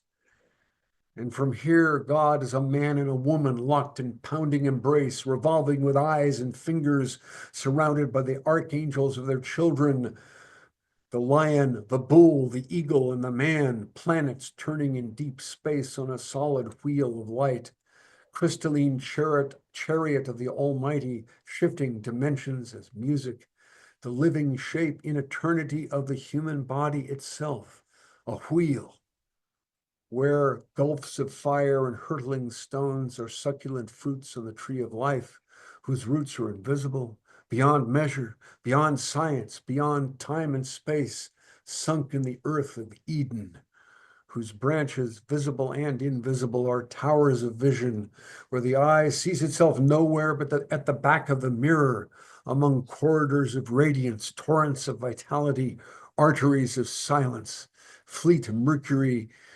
in the metabolism of God, whose word is vortex, star, warp, magnetic flux, whose word is mouse, bear, bison, eagle, the guardian beasts, reverberating from the fiery shield of the angelic orders in space and light, sublime pen and guarded tablet. They who shield with their hands trembling human birds in the nest of the lone destroyer, naked before the vastness of God. And she says, I am black space hugging motionless swiftness. And he says, I am light pouring myself through space as music. And she says, I am the spiral void, the close grain of darkness. And he says, I am absolute velocity. Step once into my river, and you are motionless in the core of radiance. And she says, I am universe, black rose wounded with starlight. My necklace of children is strung on a bullet's line among these jeweled arrows of the night. I am the hunger for truth, I know all. I am the truth itself, I know nothing. We are the circulation of the living word, the eternal loud cry generating universe forever, radiating our ancestors and children throughout the six directions of space and time, from whom you've picked the loveliest of our daughters, the blue one, Spenta Armaiti, angel of the earth, to be your sister, bathed in the living furnace of the sun, named her as humanity's chosen seat in the six-dimensional signature of eternity, where past and future, two rivers, empty their cargoes forever into the clear well of the moment, into a paradise found, lifted from exile, held between our two hands, alive in the crystal chalice of the human eye. The horn of remembrance now cracks the shell encrusted on the heart for 6,000 years, awakening the nations of the human dead from their iron sleep. The people of the tombs arise and have their say on the plains of Akira. We are those who lie slandered under the name of death. We have incontrovertible reason, proof to silence laughter, from palaces of torture, from 20 terms in the gray, damp, infinite dusk. We raise our voices and salute you, who still sit laboring in your dream. You living men and women, clothed as we were in the sweetness and the dignity of human flesh. We are the strength of your arms and your loins, the voice of your living memory. Speak us, man, tell our story. We've been muttering too long in our ruined halls, those narrow beds, the groves still barren of our voices. We've lain too long in the seed houses, the uneasy archives, the crucibles of sleep. Beware, the dead are hungry for those who will not live. The ones who die into a coward's dream we consume, we eat and are not satisfied. But as you remember him, he will also remember us in our chambers of darkness, till the river of our endless dying flows east again toward the rising sun. But I could go on and on. I'll end there toward the rising sun. So what strikes me is the apocalyptic vision. Well, first, the visionary, it's not just Blakean. I mean, that listening to the recitation, it evokes an actual vision of what is being described, and it is an apocalypse in the Yes. sense of an unveiling, as well as more conventional senses of the term apocalypse. And that leads me to the question, when's the title, The Wars of Love?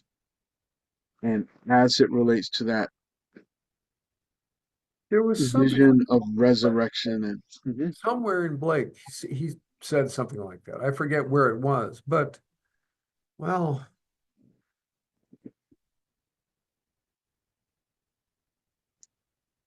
I've always felt that the judge in the apocalypse will be love. It will not, Hmm. we say, well, speaking in Christian terms, people would say, well, Christ came the first time in a loving and it came as Jamal, as beauty, as love. The second time it'll come as Jalal, as rigor, as majesty, as wrath. But there's nothing more wrathful than love, really, because Hmm. love is more exacting than the moral law. To satisfy love and to not betray love, you have to be so much more rigorous than simply to follow the rules. No matter how important it is to follow the rules and how, necessary Sharia in Islam is, to provide a framework and a crucible in which the spiritual life can concentrate and grow and Mhm. deepen. But love is tougher. Love is tougher than the law. uh, and if you the consequences of betraying love are more terrible than the consequences of simply, breaking the law and committing a sin of concupiscence or sin of greed or something like this. What if you get really close to love? What if you're, in the very chamber where love reclines and you betray that tryst, you betray that moment? The consequences of that are more terrible than can even be put into words. So Mhm. that's the wars of love, I think. Hmm.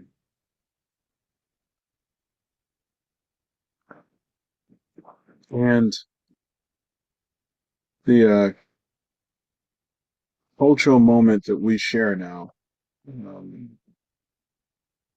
post World War II and leading up to today, what are your thoughts on the prospects of love in the eras that have led up to our present moment and um, its betrayal? Well, there will be no love in anyone's life unless they're willing to understand and believe what William Butler Yeats said when he said, love is like the lion's tooth. Hmm. They will have to know that the whole idea of love, the hippie idea of love, Mhm. which goes with Crosby, Stills and Nash. If you can't be with the one you love, honey, love the one you're with. Love the one you're with. Or the Beatles, It's easy, blah, blah, blah, blah. All you need is love, blah, blah, Mhm. blah. All you need is easy. No, Hmm. it's not easy. Hmm. Fact. Where will I find somewhere I will find what Rainer Maria Rilke said about love? Hmm. There's a book um, that was put together from, I think, his letters to a young poet. I may be wrong. It was Love and Other Difficulties. Hmm. Um, um, Let me see if I can find this. If I can remember what word was there, I can find. I think I got a word that will do it. Salute each other.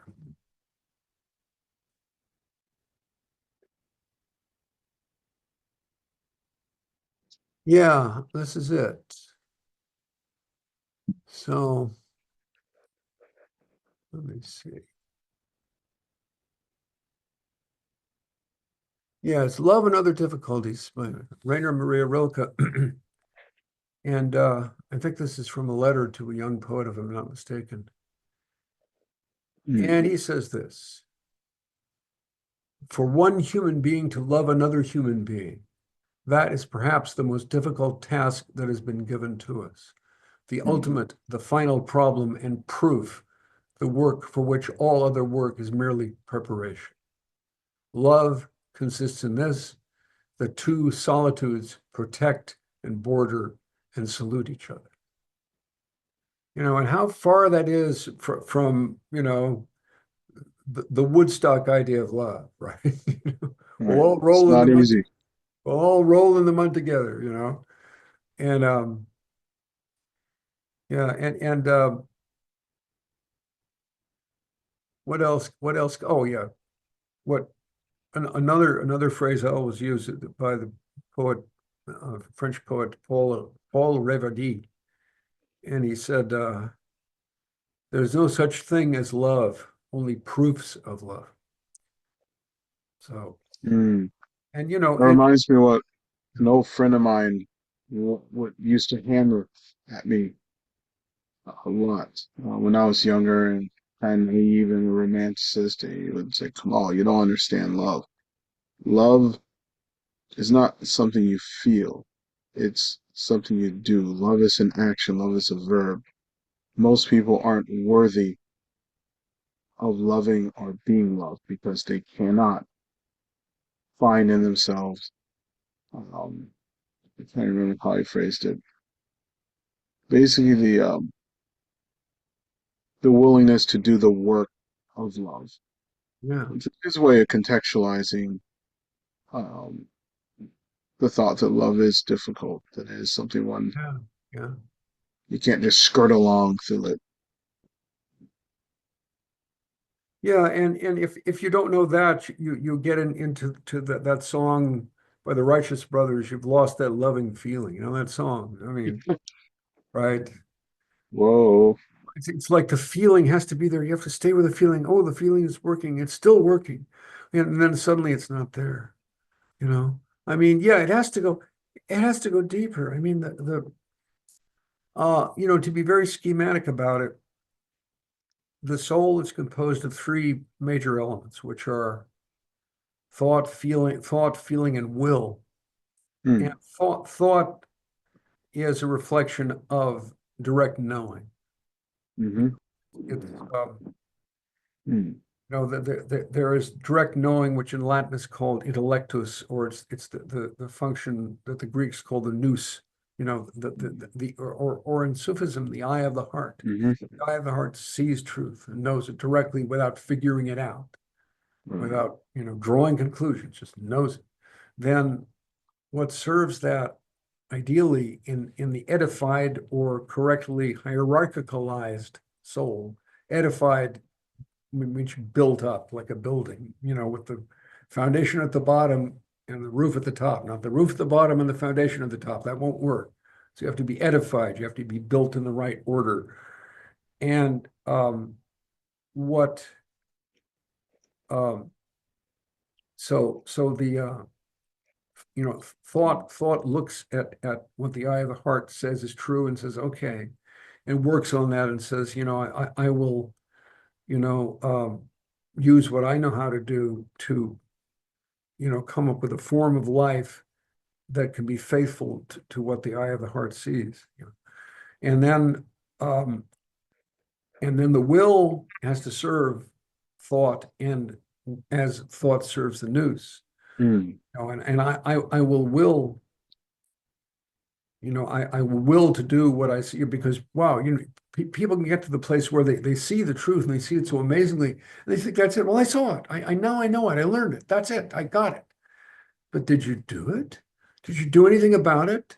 right.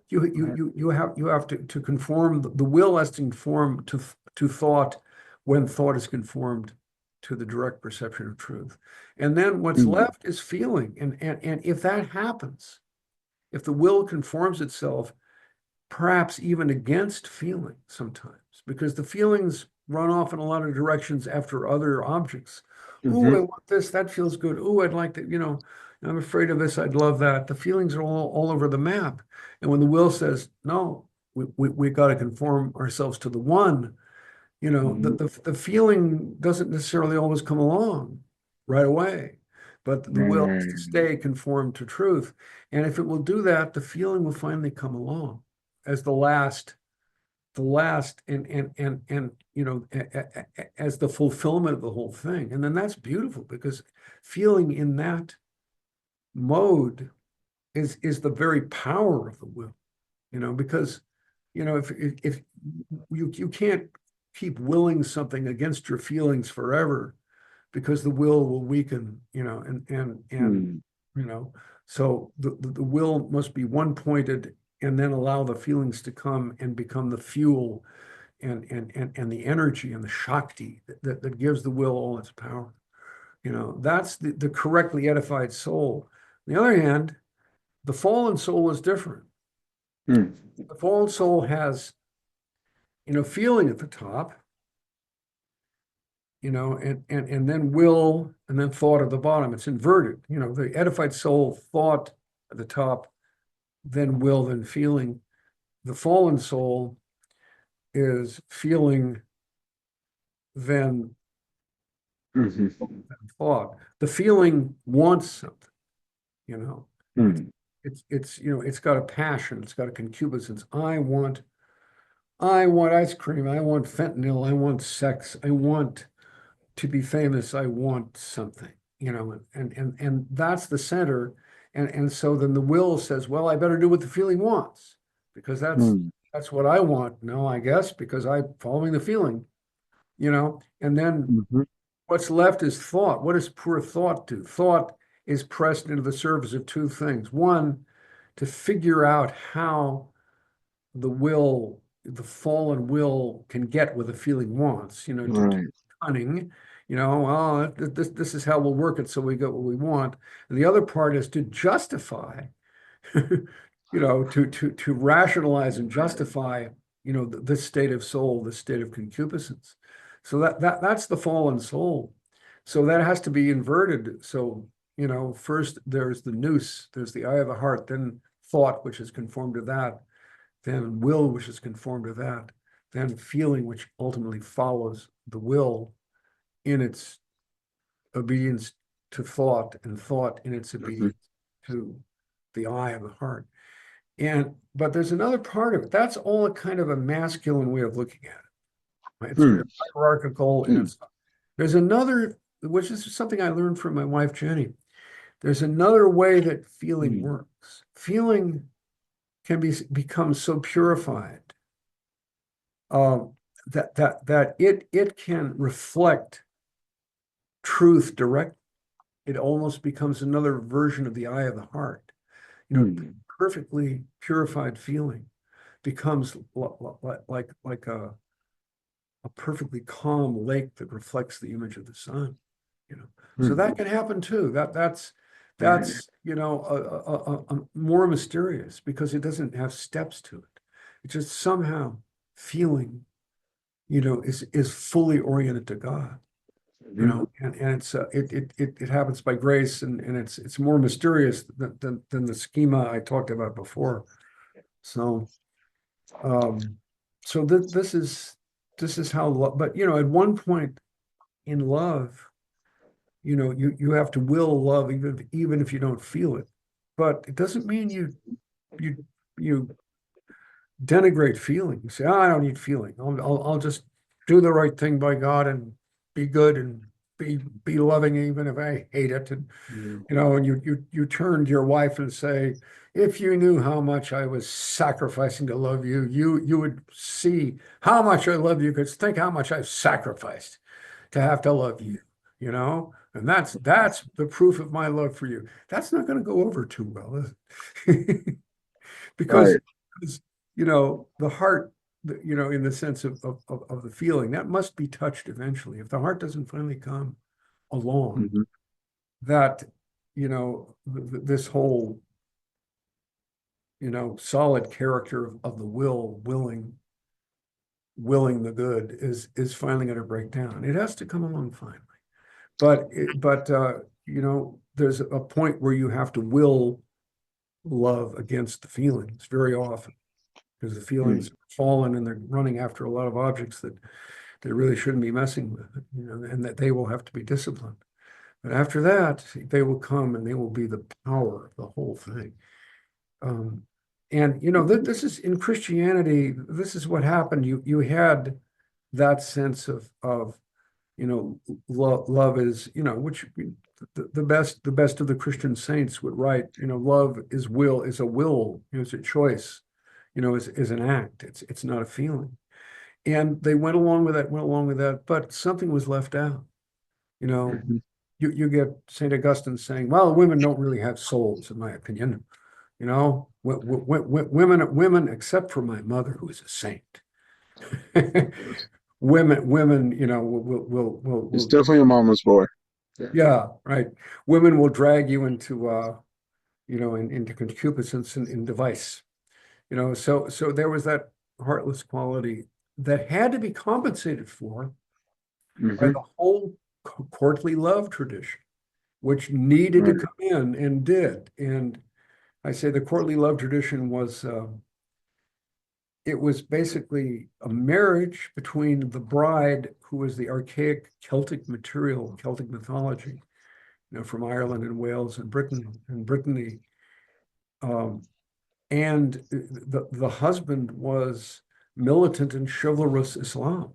Because a Mm. lot of what when in the courtly love tradition came, especially from Persia, so that was the bride and groom, and they were married within the vessel or the athanor of Christianity, and the presiding priest of the marriage was Jesus Christ.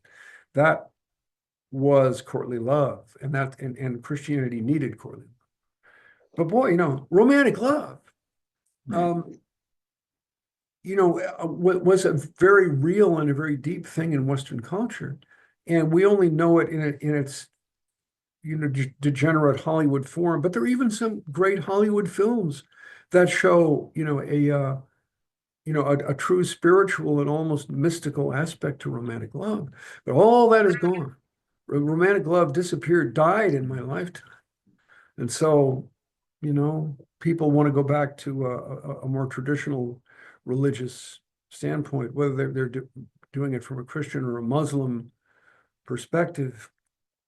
And it's going to be very hard to know again what Jami, who wrote Yusuf and Zuleika, or what Mhm. Zami, who wrote Layla and Majnun, knew about the relationship of love. I mean, or Ibn Arabi. Ibn Arabi's Tarjuman al-Ashwaq, the interpreter of ardent desires. That this is a profound aspect of spirituality that is necessary to the human soul. But it's it's Mhm. it's going to be hard, very hard, to get back to that, because uh, first the Western form of that degenerated until it became the worst kind of sentimentality and schlock that you can possibly imagine. And then everybody said, "Oh, this is crap," and turned upon it and spit upon it. But they did throw out the baby with the bathwater. Right. So this is necessary too. So. Hmm. It was a fascinating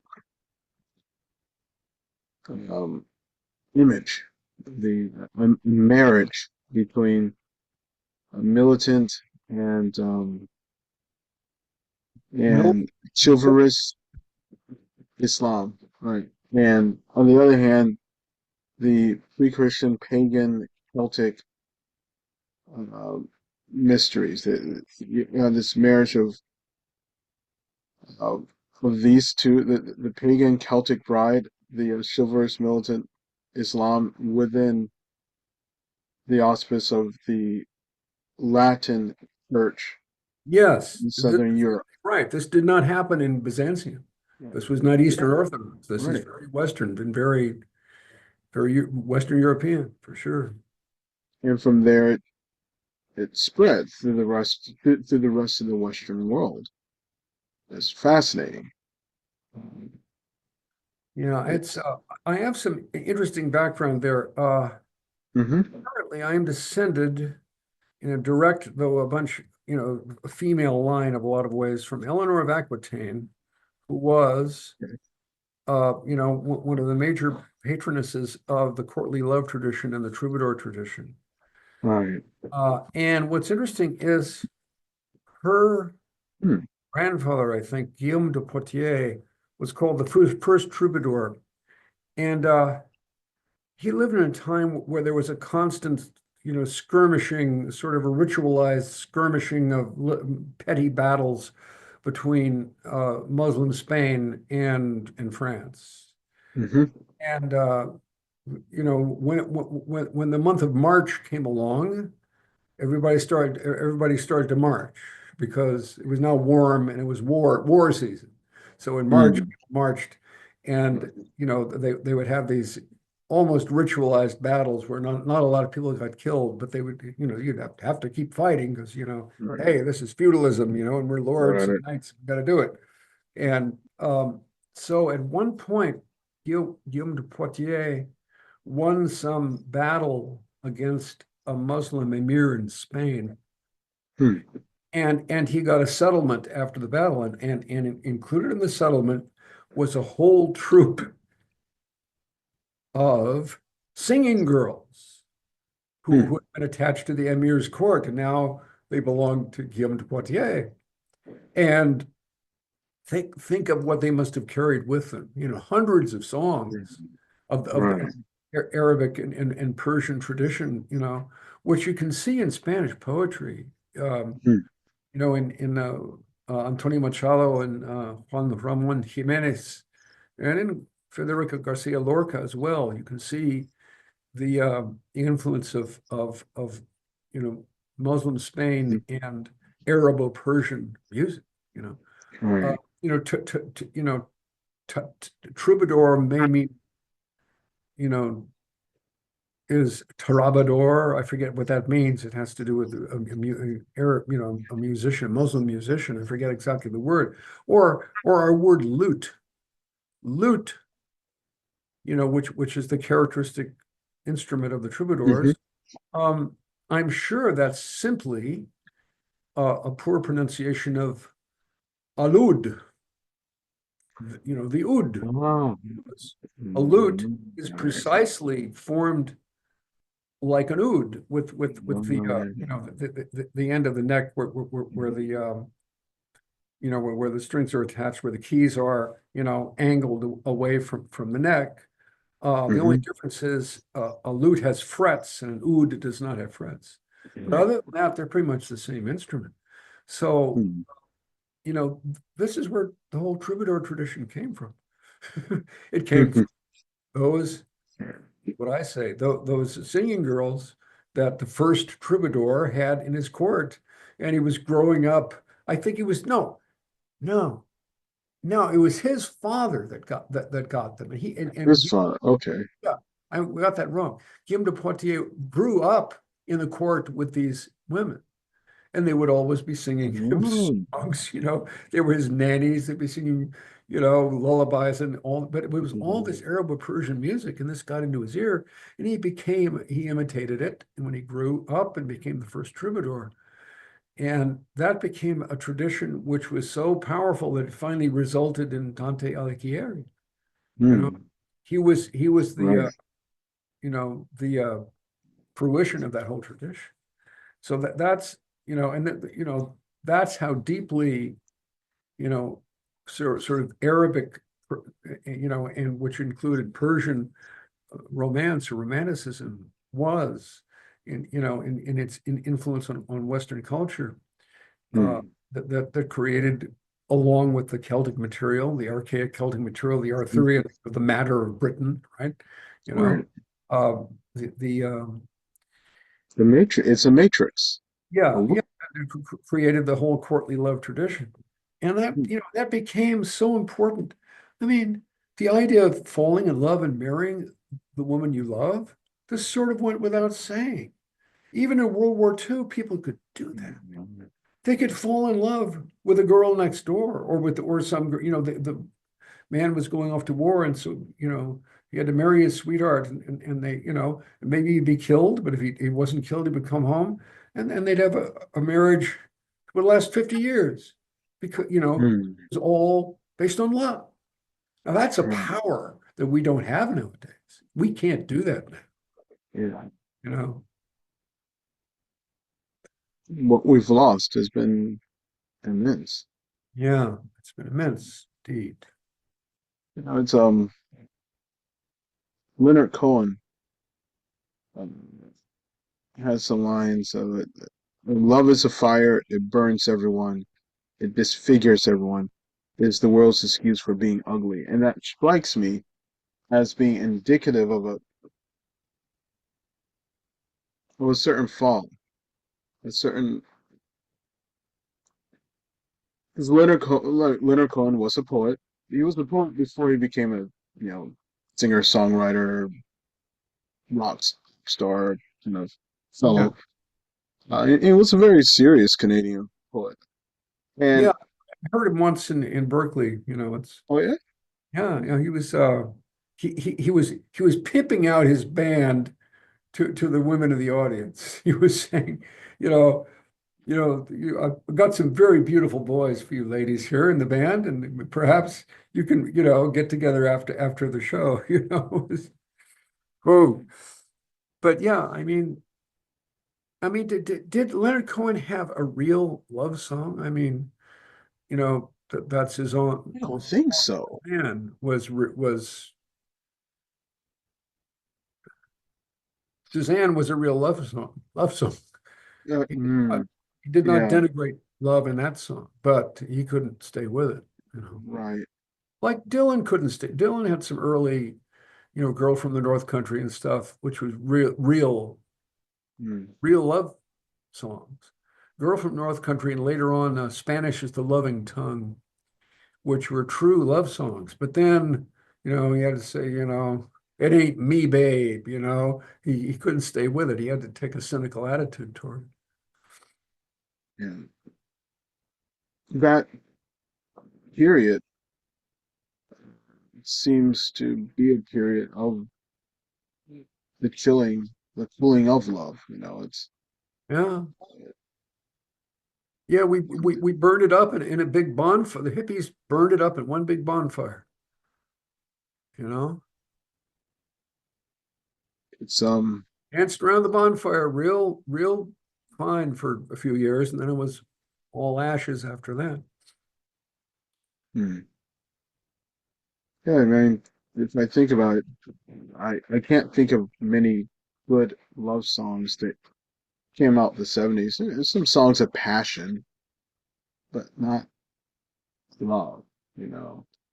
I think of um think about every Stevie Nicks song ever written. There's a lot of songs of passion that I can think about, but none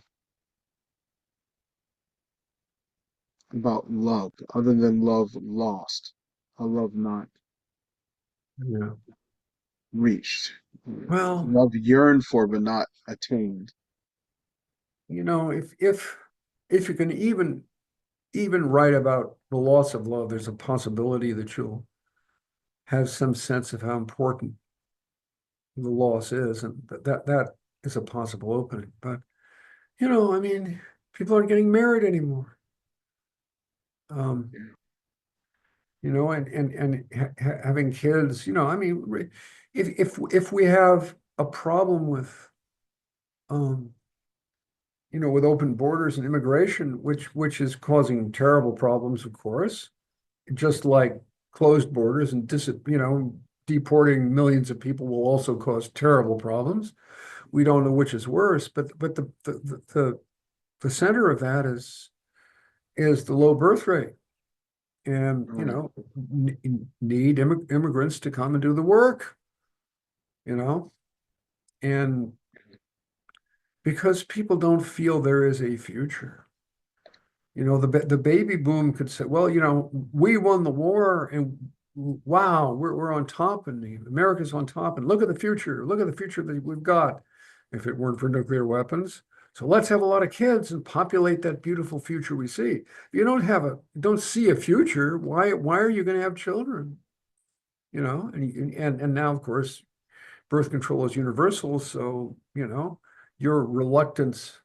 I mean, in earlier times, um, people could keep having kids even through plagues and wars because, you know, there was no easy way to stop it.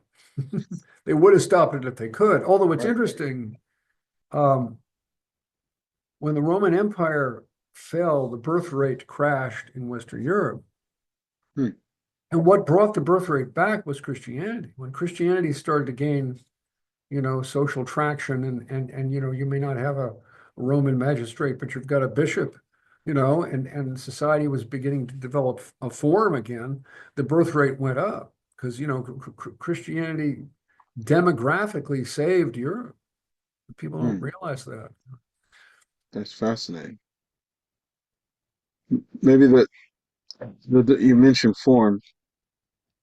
Perhaps one of the problems that we face in contemporary America is formlessness, the demise of form, having as many possibilities open to us. And but then, even it's like everyone went through a period of free love, fun. I mean, even the phrase free love is not love. We're not talking about free love. We're talking about, you know, something a little bit more biological. But even then, okay, you could get babies, all that, you can replenish your population, but then you're left with increasingly the image and simulation and the simulacrum of um, the opposite sex and a sort of uh, I don't want to be one of these like moralists hammering away at you know one of these things because that's become very chic and popular in certain circles, and I think it's often done thoughtlessly in a certain reactive sense. But I do think that there is an excellent argument to be made that well, let me put it this way. I hear younger people sometimes use the phrase catching the feels. It's describing falling in love with someone. They say, "Oh, I caught the feels." Makes it sound kind of pathological. It's like catching a flu or something like that, which I think it points to a certain fear um, of love. Yeah, there is a fear. There's a fear of love. There's a fear of beauty. Mm, Beauty points a finger, like I was saying earlier, at your own ugliness. And right. but it seems to me that the people who will get married and not just hook up, understand what the commitment is on a much deeper level than maybe has been understood for generations. What Mm, percentage of the potentially reproducing population that is, I don't know, but there is that tendency. If right. why get married? Just hook up, or marriage Mhm. license is just a piece of paper, as my generation used to say. Uh, no, they're gonna go all the way, and so they somehow know the score. Those people exist. They just don't have a voice or they haven't appeared, above the cultural horizon so we can see their shape, but they're there. Just how many of them we don't know. Yeah. So, I wonder if in the culture wars, though, it seems equally problematic on both sides. I wonder if part of the problem also is the demise of common law marriage, because I mean, like what was a hookup would extend in past generations into something that was culturally recognized as a committed marriage. This one entered. yeah, yeah. I almost say that Lew Welch was in a common law marriage. Hmm, With Magda Craig. Craig was the name of the last man she married that she might never have divorced. Her okay. name was Hmm, Barczynski or something like this. She was from Poland. But she didn't seem like a girlfriend to me. there's something Mhm. different. She was a common law wife, so I recognize what that is. And I think that that's been lost, uh, legally and culturally. And I wonder if that's if it's a symptom of something, if it's a symptom of the larger uh, trends that we speak of. But it does strike me as it does seem to me that the attack against common law marriage, this is a bit of a tangent. Yeah, Um, and more than that, the suppression of gender, saying that gender is just, an arbitrary social construct. Wow, once you do that, and then transgenderism is okay, and everybody, every teenager, when he or she gets to or when a child gets near puberty, he or she could at least consider the transgender option. I mean, that is racial suicide. That is saying we do not want the human race to go on. And, looking at the horrors of the world, you understand why people feel that. But me, I want to,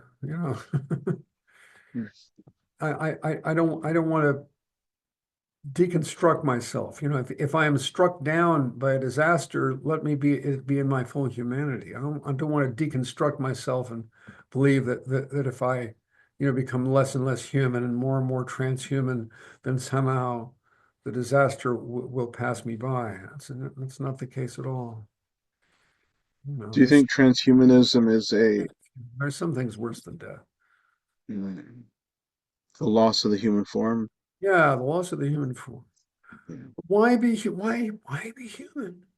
I mean, and really, we get into one of my other areas of interest is the UFO thing. We're getting a religion of UFO worship now, of alien worship.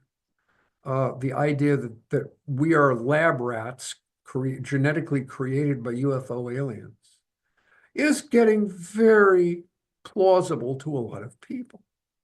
you Hmm. know, and you want to know what the religion of Antichrist will be. It's closer, in earlier years, I thought the religion of Antichrist would be sort of a fake one world religion, unity of all the religions thing. I Hmm. think we passed that. That Hmm. has done its work to weaken the traditional faiths.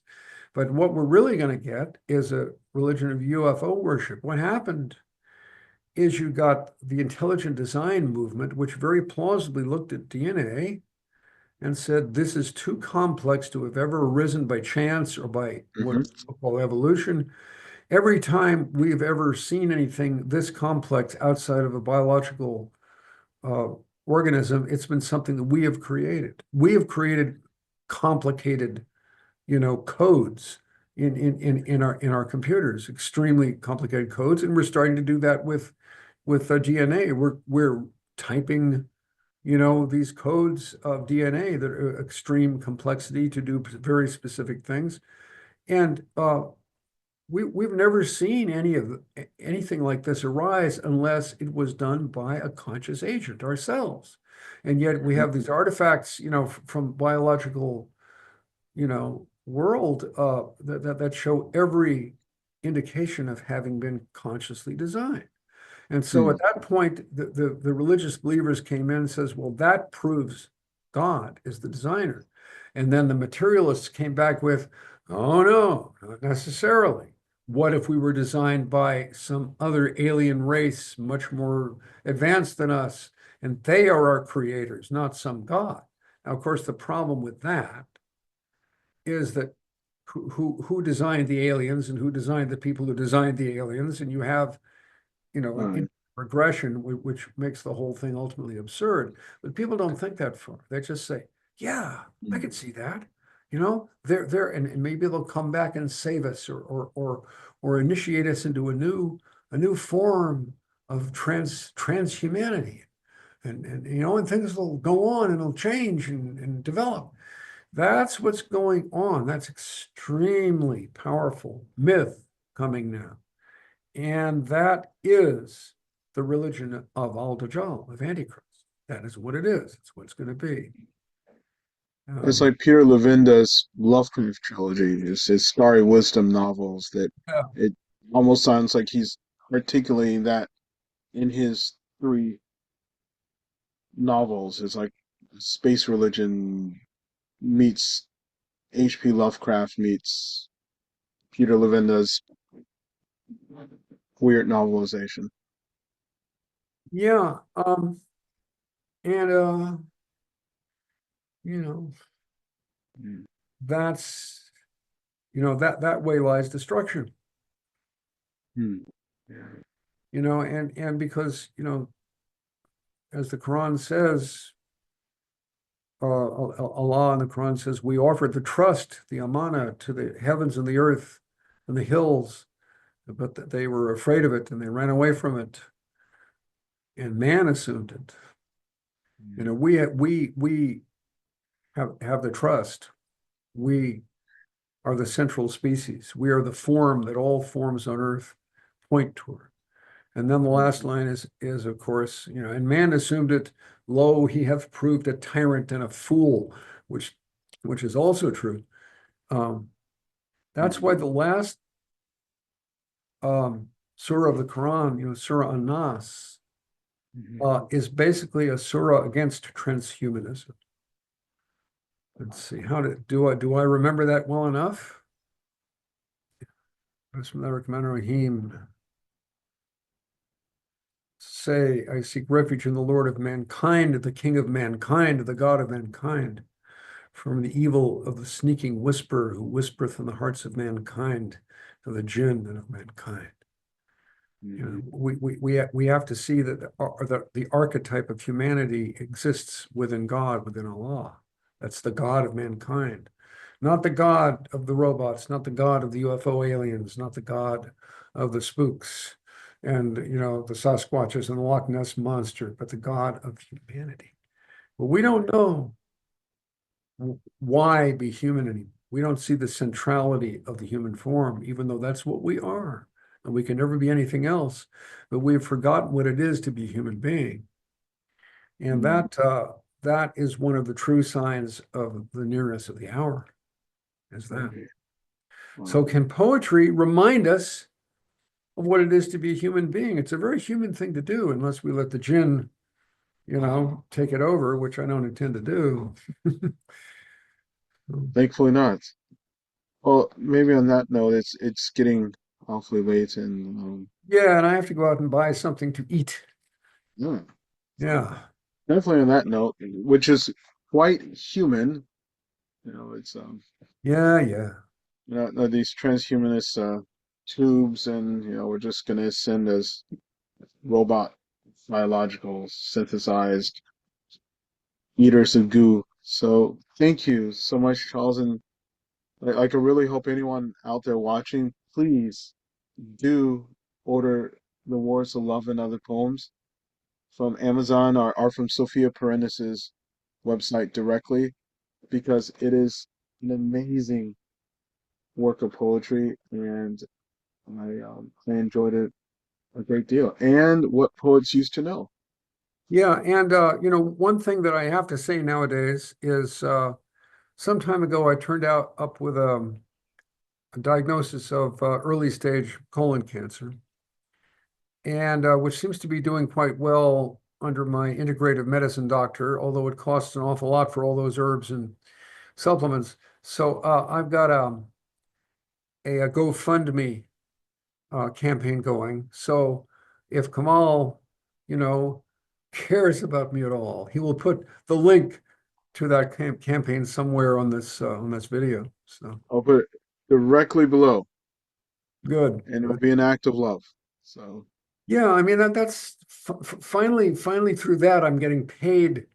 I can sing for my supper now, because I'm not making that much of my books. People don't read books that much anymore.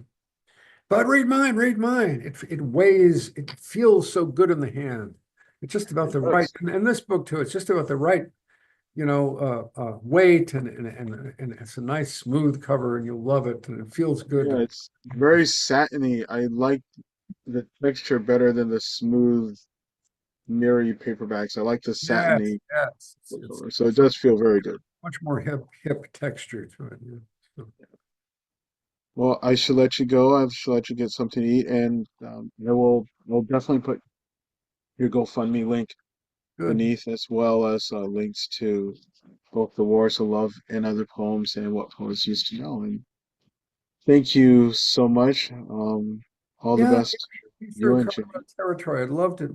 Loved it. So And inshallah, if you feel up to something more again, I would love to have another conversation. I don't know if I mean, every spooks once in a or while, a big any. theme comes by that seems to be saying everything I'm thinking. So if one of those comes, I'll let you know. So I welcome it. Please do. okay. Well, Charles, good night and salam alaikum. Well, I And like them you, so much. thank you again so much. Yes. And please do get something to eat. And I'll keep you and Jenny in my prayers. Okay. All right.